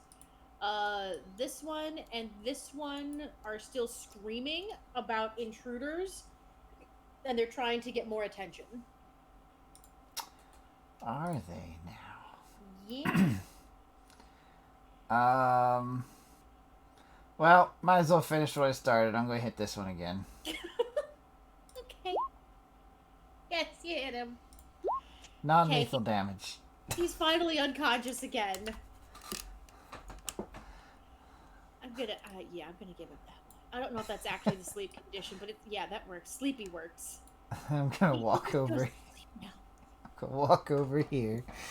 They are screaming at you after watching you brutally beat their companion with a revolver. I'm going to turn the revolver around and point it at them. Shut up! Shut up! Shut up! Shut up! They quickly, like, they quickly stop screaming. None of this had to be difficult. All you had to do was give us our stuff and we would have left. We didn't even know you were in here. That's not my fault. Isn't it kind of your fault? You were the ones in here. I fire a shot into the ceiling. They both just kind of. They both quickly start cowering as much as they can. Why is the revolver only doing 2? What? Yeah, that's not right. That's not Not right. right. But anyway, I shot the Isn't it- ceiling. That or Is your it- luck just sucks. It's Isn't 2d8. it like 2d10? 2d8. It's 2d8, yeah. 2d10 is the hunting rifle. Bad string of rolls? Because this is unendingly entertaining for me. Okay. That's just a 1 + 1. Something's up with your I fixed it. with your. Oh, good. But yeah. After shooting the ceiling, I just kind of give them one of those looks like, you want to keep trying? You want to keep trying? Just kind of quirk my brow at them. They both just they don't say anything. They just kind of stand very quietly. Masaru, we need to get out of here. Everybody chill out. Everyone just stay calm. I need to think. It's a wrong individual, Captain. Oh. Yuri, we need to get out of here. Oh. Trying. Working on it! Stealth is optional. Poor guys just wanted to do their jobs. Okay, Scratch, are you doing anything else? Nope, that's it. Okay, Kyrius! You have a twig. I do. You have your stuff back. You have your gear. Are we assuming that my gear is back on me? Like I have all of my stuff ready to go? I mean, have you put it back on? If not, it's sitting next to you. It takes a minute to put your armor back on, but you have all of your equipment ready. Well, armor was never taken off, right? What we were wearing, so my breastplate and everything is still on, correct? Yes. Whatever you went to sleep in. Yeah, pretty much. Oh. If you sleep in your armor, then yes, your armor was on. Otherwise, it was just the clothes on your back for whatever you went to sleep in. You okay? Alright, so if I say that Man, it takes a minute to put everything back on? Yeah. That's like 10 Yep. rounds. Alright. I'm just going to carry everything. I'm going to pick up all my stuff, but I'm going to as an action, I'm going to reach into my component pouch. I'm going to pull out some dried carrot. I'm going to rub it on my eyes, and I'm going to cast dark vision. First thing Good job. first. Excellent move. And then I'm going to use my movement I'm just going to yell, we need to just run. And I am going to run as far as I can toward the other side of the room, and that'll be what I do. Okay.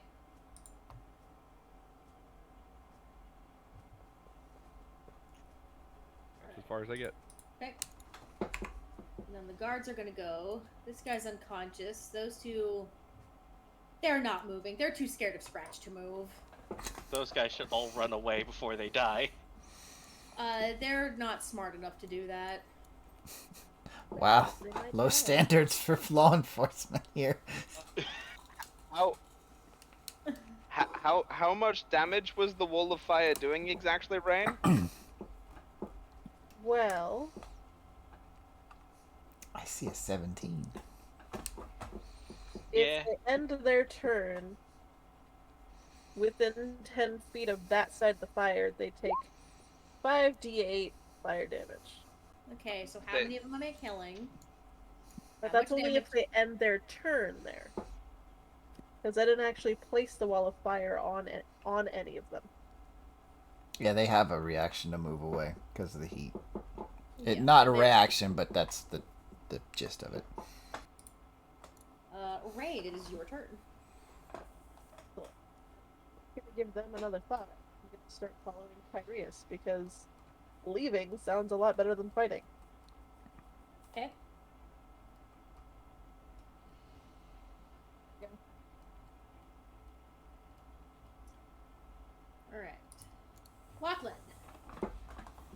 Lachlan is going to, as a free action, leave an orange pip on the guard's chest, and then Sorry for your troubles. Have an orange tree.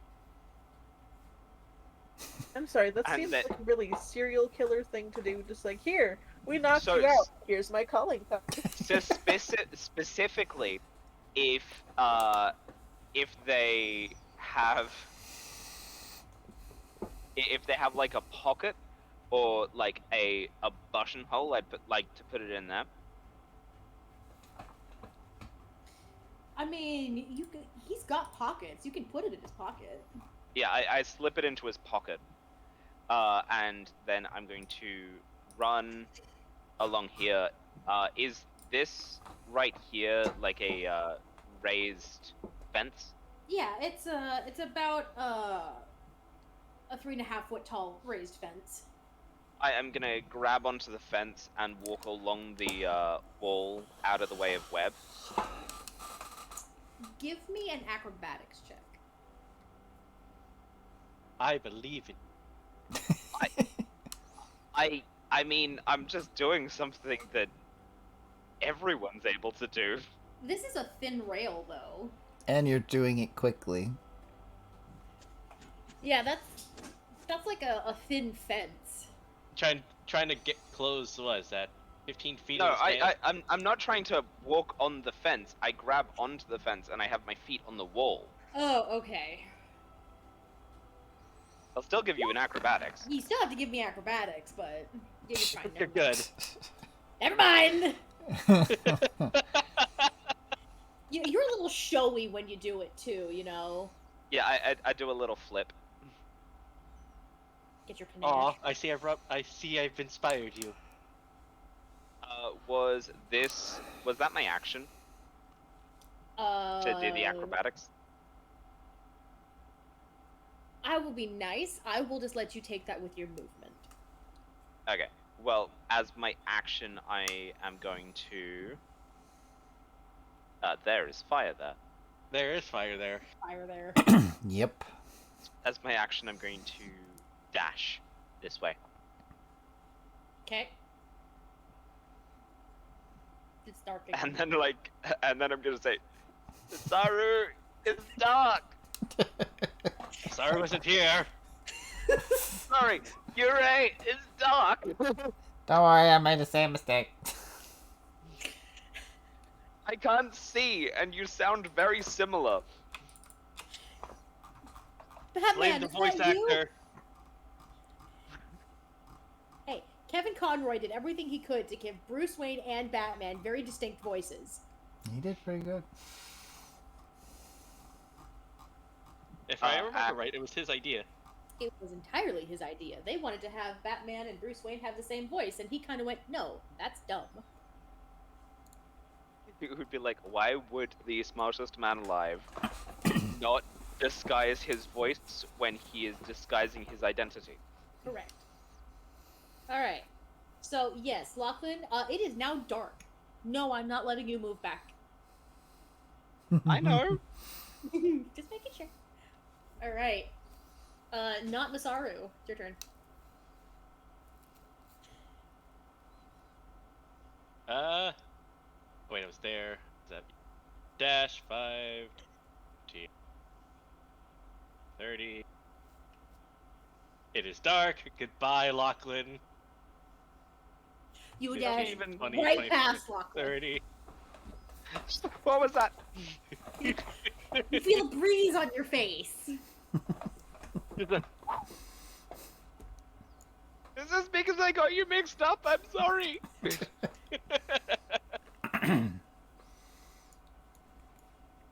That's gonna end my turn. Okay. Since that was my. Wait, no, I have an action. I'm gonna use my action to hide so I can. In case any more guards come down. For that I can. Okay. Let me roll! Yes. I get more concerned when you fail stealth checks than when you pass them. Is it possible for him to fail a stealth check? Look, only someone rolls really high on their perception. I mean 15 is it's pretty good, I guess. Okay, not that impressive. You seem higher. All right, Scratch. For a minimum. I'm going to use my action to take. Well, I'm going to interact with an object freely first to take a small cylinder with kind of a lever attached to the side of it. And then I'm going to use my action to tie this object between the two of these guys. Oh no. So that if they run too fast or whatever, the lever becomes depressed. And then I'm going to pull the pin out and I'm going to make my way around them. And I'm going to say, alright, I'm going to leave you two here. I'm going to let go of the web, but be very careful because that thing's very sensitive. And then I'm going to let go of concentration and I can move to about there. I regret giving you access to explosives. It's basically We're gonna looks crash. like a We're gonna sink grenade. this entire building. Yeah, it's a you tied them together to a dead man switch. Ah, Oh, I love it. You do see Lachlan stumbling in the dark though, Scratch. What are you doing? We need to get out of here. It's dark. Open your eyes. My eyes are open. I can't see in the dark. Well, I can't That move sounds any like a- further. Yeah, Scratch, you're like 10 feet behind Lachlan, just shouting at them. Yep. Why aren't you moving? That's as far as I can move right now. I can't move backwards into the light. It's almost as if I'm locked into a turn. Curious. I'm afraid of the dark. Okay.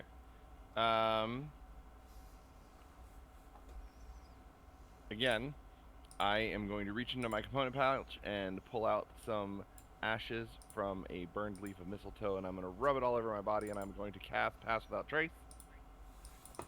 Okay. That way, if things get to a point that we're calmed down, it's already cast. Okay. Are you using that on anyone else around you? It's an aura that follows him, I believe. Yeah, it's anybody within Okay. 30 feet of me, so all you have to do is get close to me now. Okay, cool. Maybe that will If help. only I knew where you were. You know he's behind you. That's about it. He just cast Pass Without Trace. I don't know that. We're working on that, Lachlan. Bear with me. As a bonus action, I am going to cast Misty Step, which I can do without using a spell slot once per day. So I'm going to do that, or once per long rest, rather. Okay. So I'm going to do that and move myself 30 feet forward. They really shouldn't have let us sleep. Okay, and now I'm going to use my movement to run the rest of the way toward Lachlan, Okay. and that will be my turn. Alright. Lachlan just going, my glasses. Where are my glasses? Did you move yourself your last bit, Carius? Doing that now, sorry. Okay, no, you're fine. I just wasn't sure if mine had caught up yet. Lachlan, you and Scratch both feel a little bit sneakier. And if you'll allow it, if not, I'll wait till my next turn. I would like to yell, Lachlan, stand still. Oh, absolutely. You can absolutely yell. I stand completely still. Okay. Alright. Rain, it is your turn. Just going to take a double movement action and book it. Okay. Oh yeah, thing 1 and thing 2 over here. Neither one of them wants to move.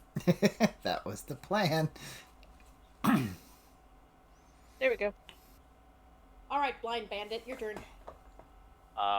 Lachlan is going to continue to stand still and say, Kyrius, I really don't like the dark.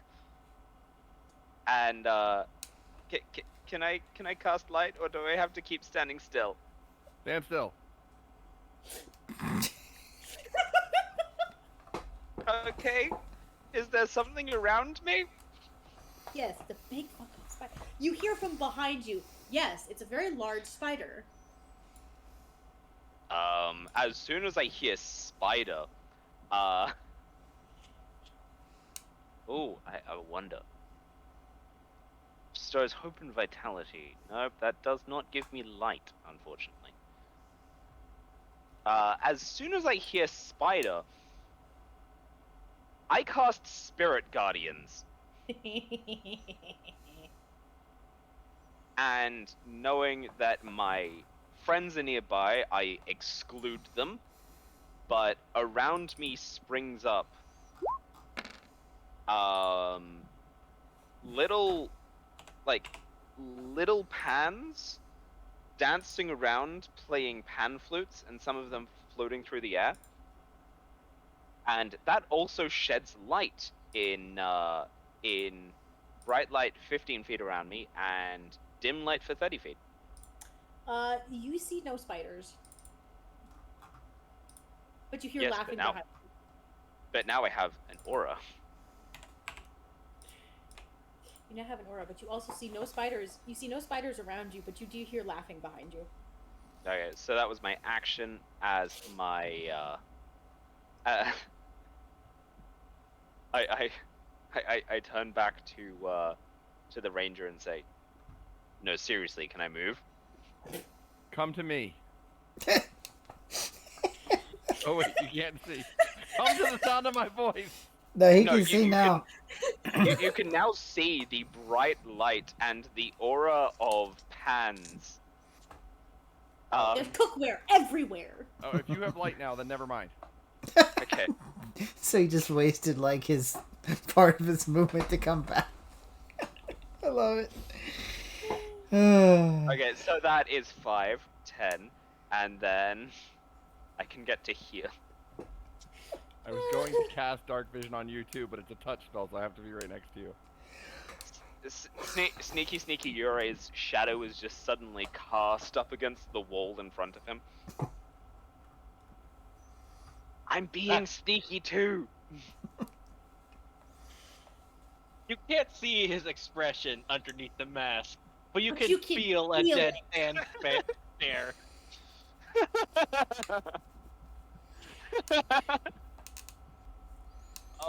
Just a question. Am I able to say that my spirit guardians are non-lethal, or are they always lethal? They are always lethal. It is magic damage. It is magic damage and it is pan. They are Mhm. always lethal. Lachlan's like, I don't have healing word.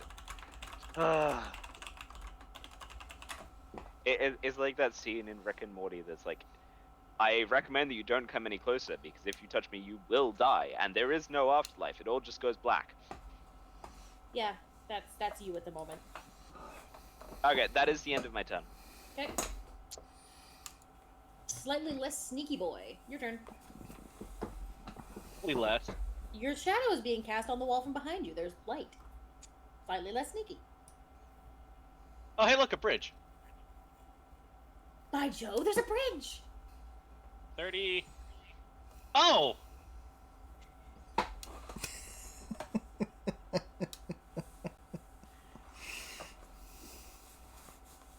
Yeah, I'm just gonna,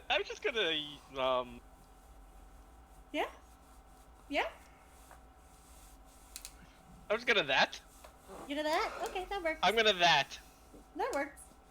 You wanna? Yeah, that'll work. One of those, I can't say anything or else it will bring attention to me.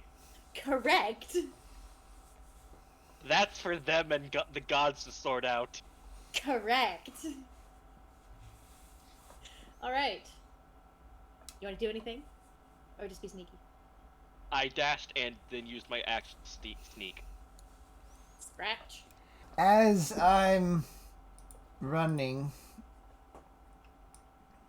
Oh, I have to move carriers for a second. 1, 2, 3, 4. Alright, while in the hallway, I'm like, man, I really hope they don't figure out that that's just a piece of junk that I put between them.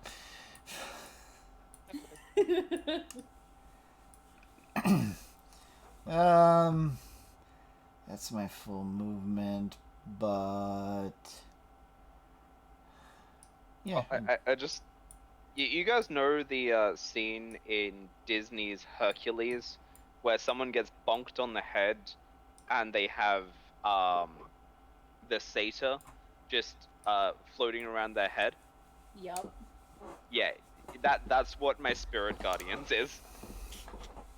Excellent. Yeah, and that's where I'm gonna stop that turn, having used my action to dash. Okay. Yep. All right. Kyrius. Okay. The two guards right here. There. Are they still webbed or? No, they are not webbed, but they're not moving. They appear to have a device tied between them. For what it's worth, I'm just going to dash, but I'm going to try to do it as sneakily as possible.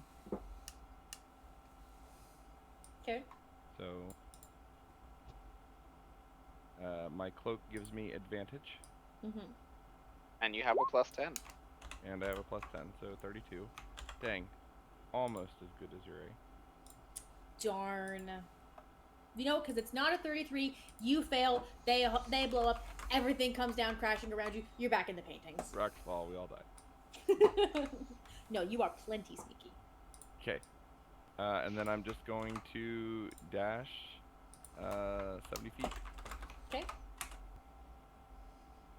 We need some copyright-free sneaky music. Doobie doobie dooba doobie doobie dooba. Pretty sure that's under copyright. Yeah, we can't say any more of that song. I'm afraid to say the few notes I want to play because I know Konami might kill me. Actually, I'm not going to use the full dash movement. I want to stay within 30 feet of Lachlan. Okay. Dun dun dun dun dun. How bad is Twitch's copyright? How evil is Twitch's copyright We're detection? gonna find out. Da da da da da da da da da. Yeah, that's all you can do. You're going to get DMCA'd over your guys' humming. Well, Look, the people, stream it's just happened to ended on its people. own. We just get shut down. No. Just ends. Hey, well, hello to the first and last stream. I did find Alright. something though. So Alright. so Carius, I just want to do some like a little flavor here. One of the pans just like sits next to your hood and is just playing panpipes silently. It's a cast iron one.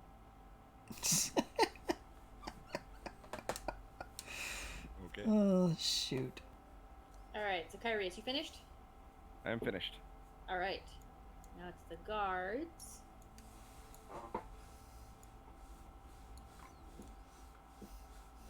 These ones are gonna all move in. We're gonna start spreading out. No one has seen anyone yet. But Scratch and Yurei, you can hear them. Find them. We know they're here. We know there was a prison break. They had to have come this way. All right, Rain. There's water. Rain is running.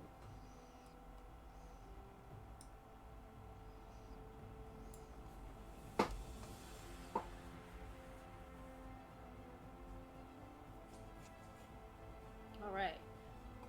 You see Lachlan and Kyrius as you sprint by. And that's my turn. Right. Speaking of Lachlan, Lachlan is going to run up to this corner here, poke their head around, and then run up behind Scratch. okay. What are you All I doing? see is No. a light. Yep. I elbow Lachlan in the shin. Whack. What? Oh, that's right. He can't see. Well, no, he should be able to in the dim light ahead. You hear a light slap as the sound of someone slapping their face. No, I can see to hear. Yeah.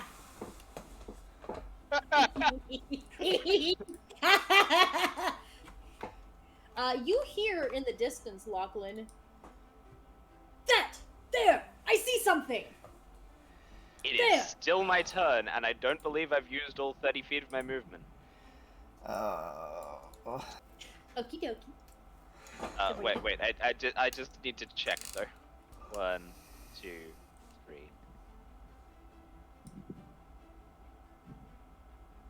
So it's here.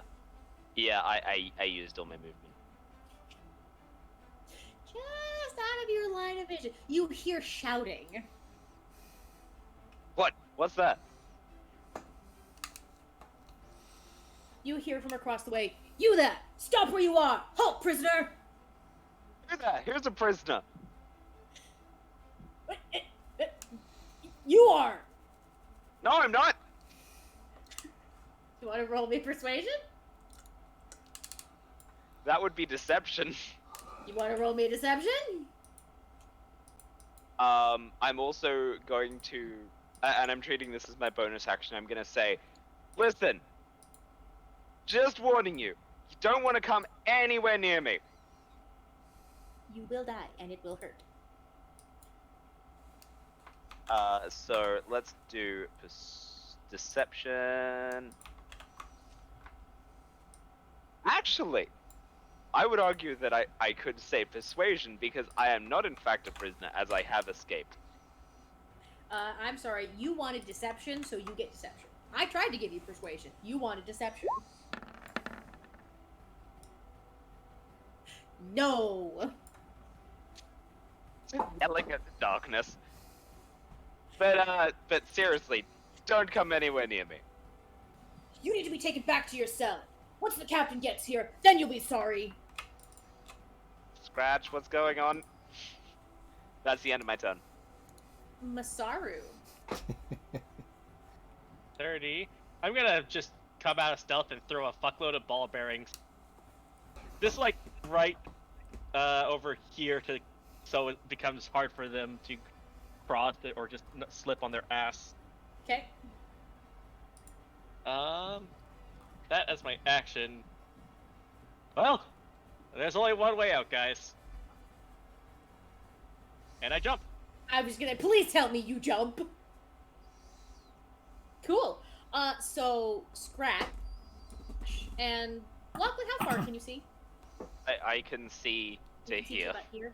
Okay, so, you guys watch Masaru come around the corner, throw a whole fuckload of ball bearings on this walkway, look at you both, and then jump off the bridge into the river below. I'm sorry, Misaru's not here. Yeah. I didn't see Masaru do anything. Oh no, Lachlan, you fell in the water. Through the wall. All right. You watch Yude jump off the walkway into the river. Got dark. Yes, it did That's get a dark. lot of guards. I mean, all of these guards have 60 feet of dark vision. Correct. They see you, no problem. Well, of course they see me. I'm a shining bright light with Yeah, green bursting from every pore. correct. Scratch. Your turn. Lachlan, having asked, "What's that?" Scratch would have answered, "A mistake." And, looking at the door to the north, and then looking at the water, and then the door, and then the water, turn around and shout to the one still down the hall, "We're going for a swim!" And I into the drink. All right. Real quick. Yude, roll any dice. Does not matter. Any dice. Doesn't matter. Hold on. I would abuse this privilege. Is it Oh, R slash or slash D2. R? It's /R. Slash Roll a R. D2 million. 2,000 D12s. All I right. rolled a D 40,000. That works. You go to the right. Scratch. You land in the water. Roll me a dice. Works. You go to the left. All right. Carius. I don't think I can get to the water in one turn. Uh-oh. I'm gonna make that awkward. 5, 10, 15, 20, 25, 30. You can make it. Happy sprinting. You can do a running jump as your action. You could still do it as a sprint. That's 35 right there. Yeah, I'll make it. Never mind. Okay. So I'm just gonna. I heard scratch. Just gonna jump into the water. Okay. Yeet. All right. Roll me die. You go to the right. Which over here. You don't actually see Yude. He's just conveniently over there, so I can remember who went where. Okay. All right. The guards are now going. A couple of them are going to cautiously come forward. They're going to start to. They see you, Lachlan, so they're going to start pressing forward. They're gonna roll a dexterity save. Because of the ball bearings on the bridge. Okay. Uh-huh. Oh no! Oh no. It's either that or difficult terrain, I think. Let's see. Well, this one makes it through, no problem. This one falls. That one falls. As the guard is getting closer, the sprites will start turning from like happy little pans playing their flutes and start turning towards the person getting closer. Okay. That's as close as he gets. And the others are just coming up behind. Rain. Rain has heard the kobold shout that we're going for a swim. You have heard 3, 4, 5 splashes. And as you come up, you see guards! Them in the drink.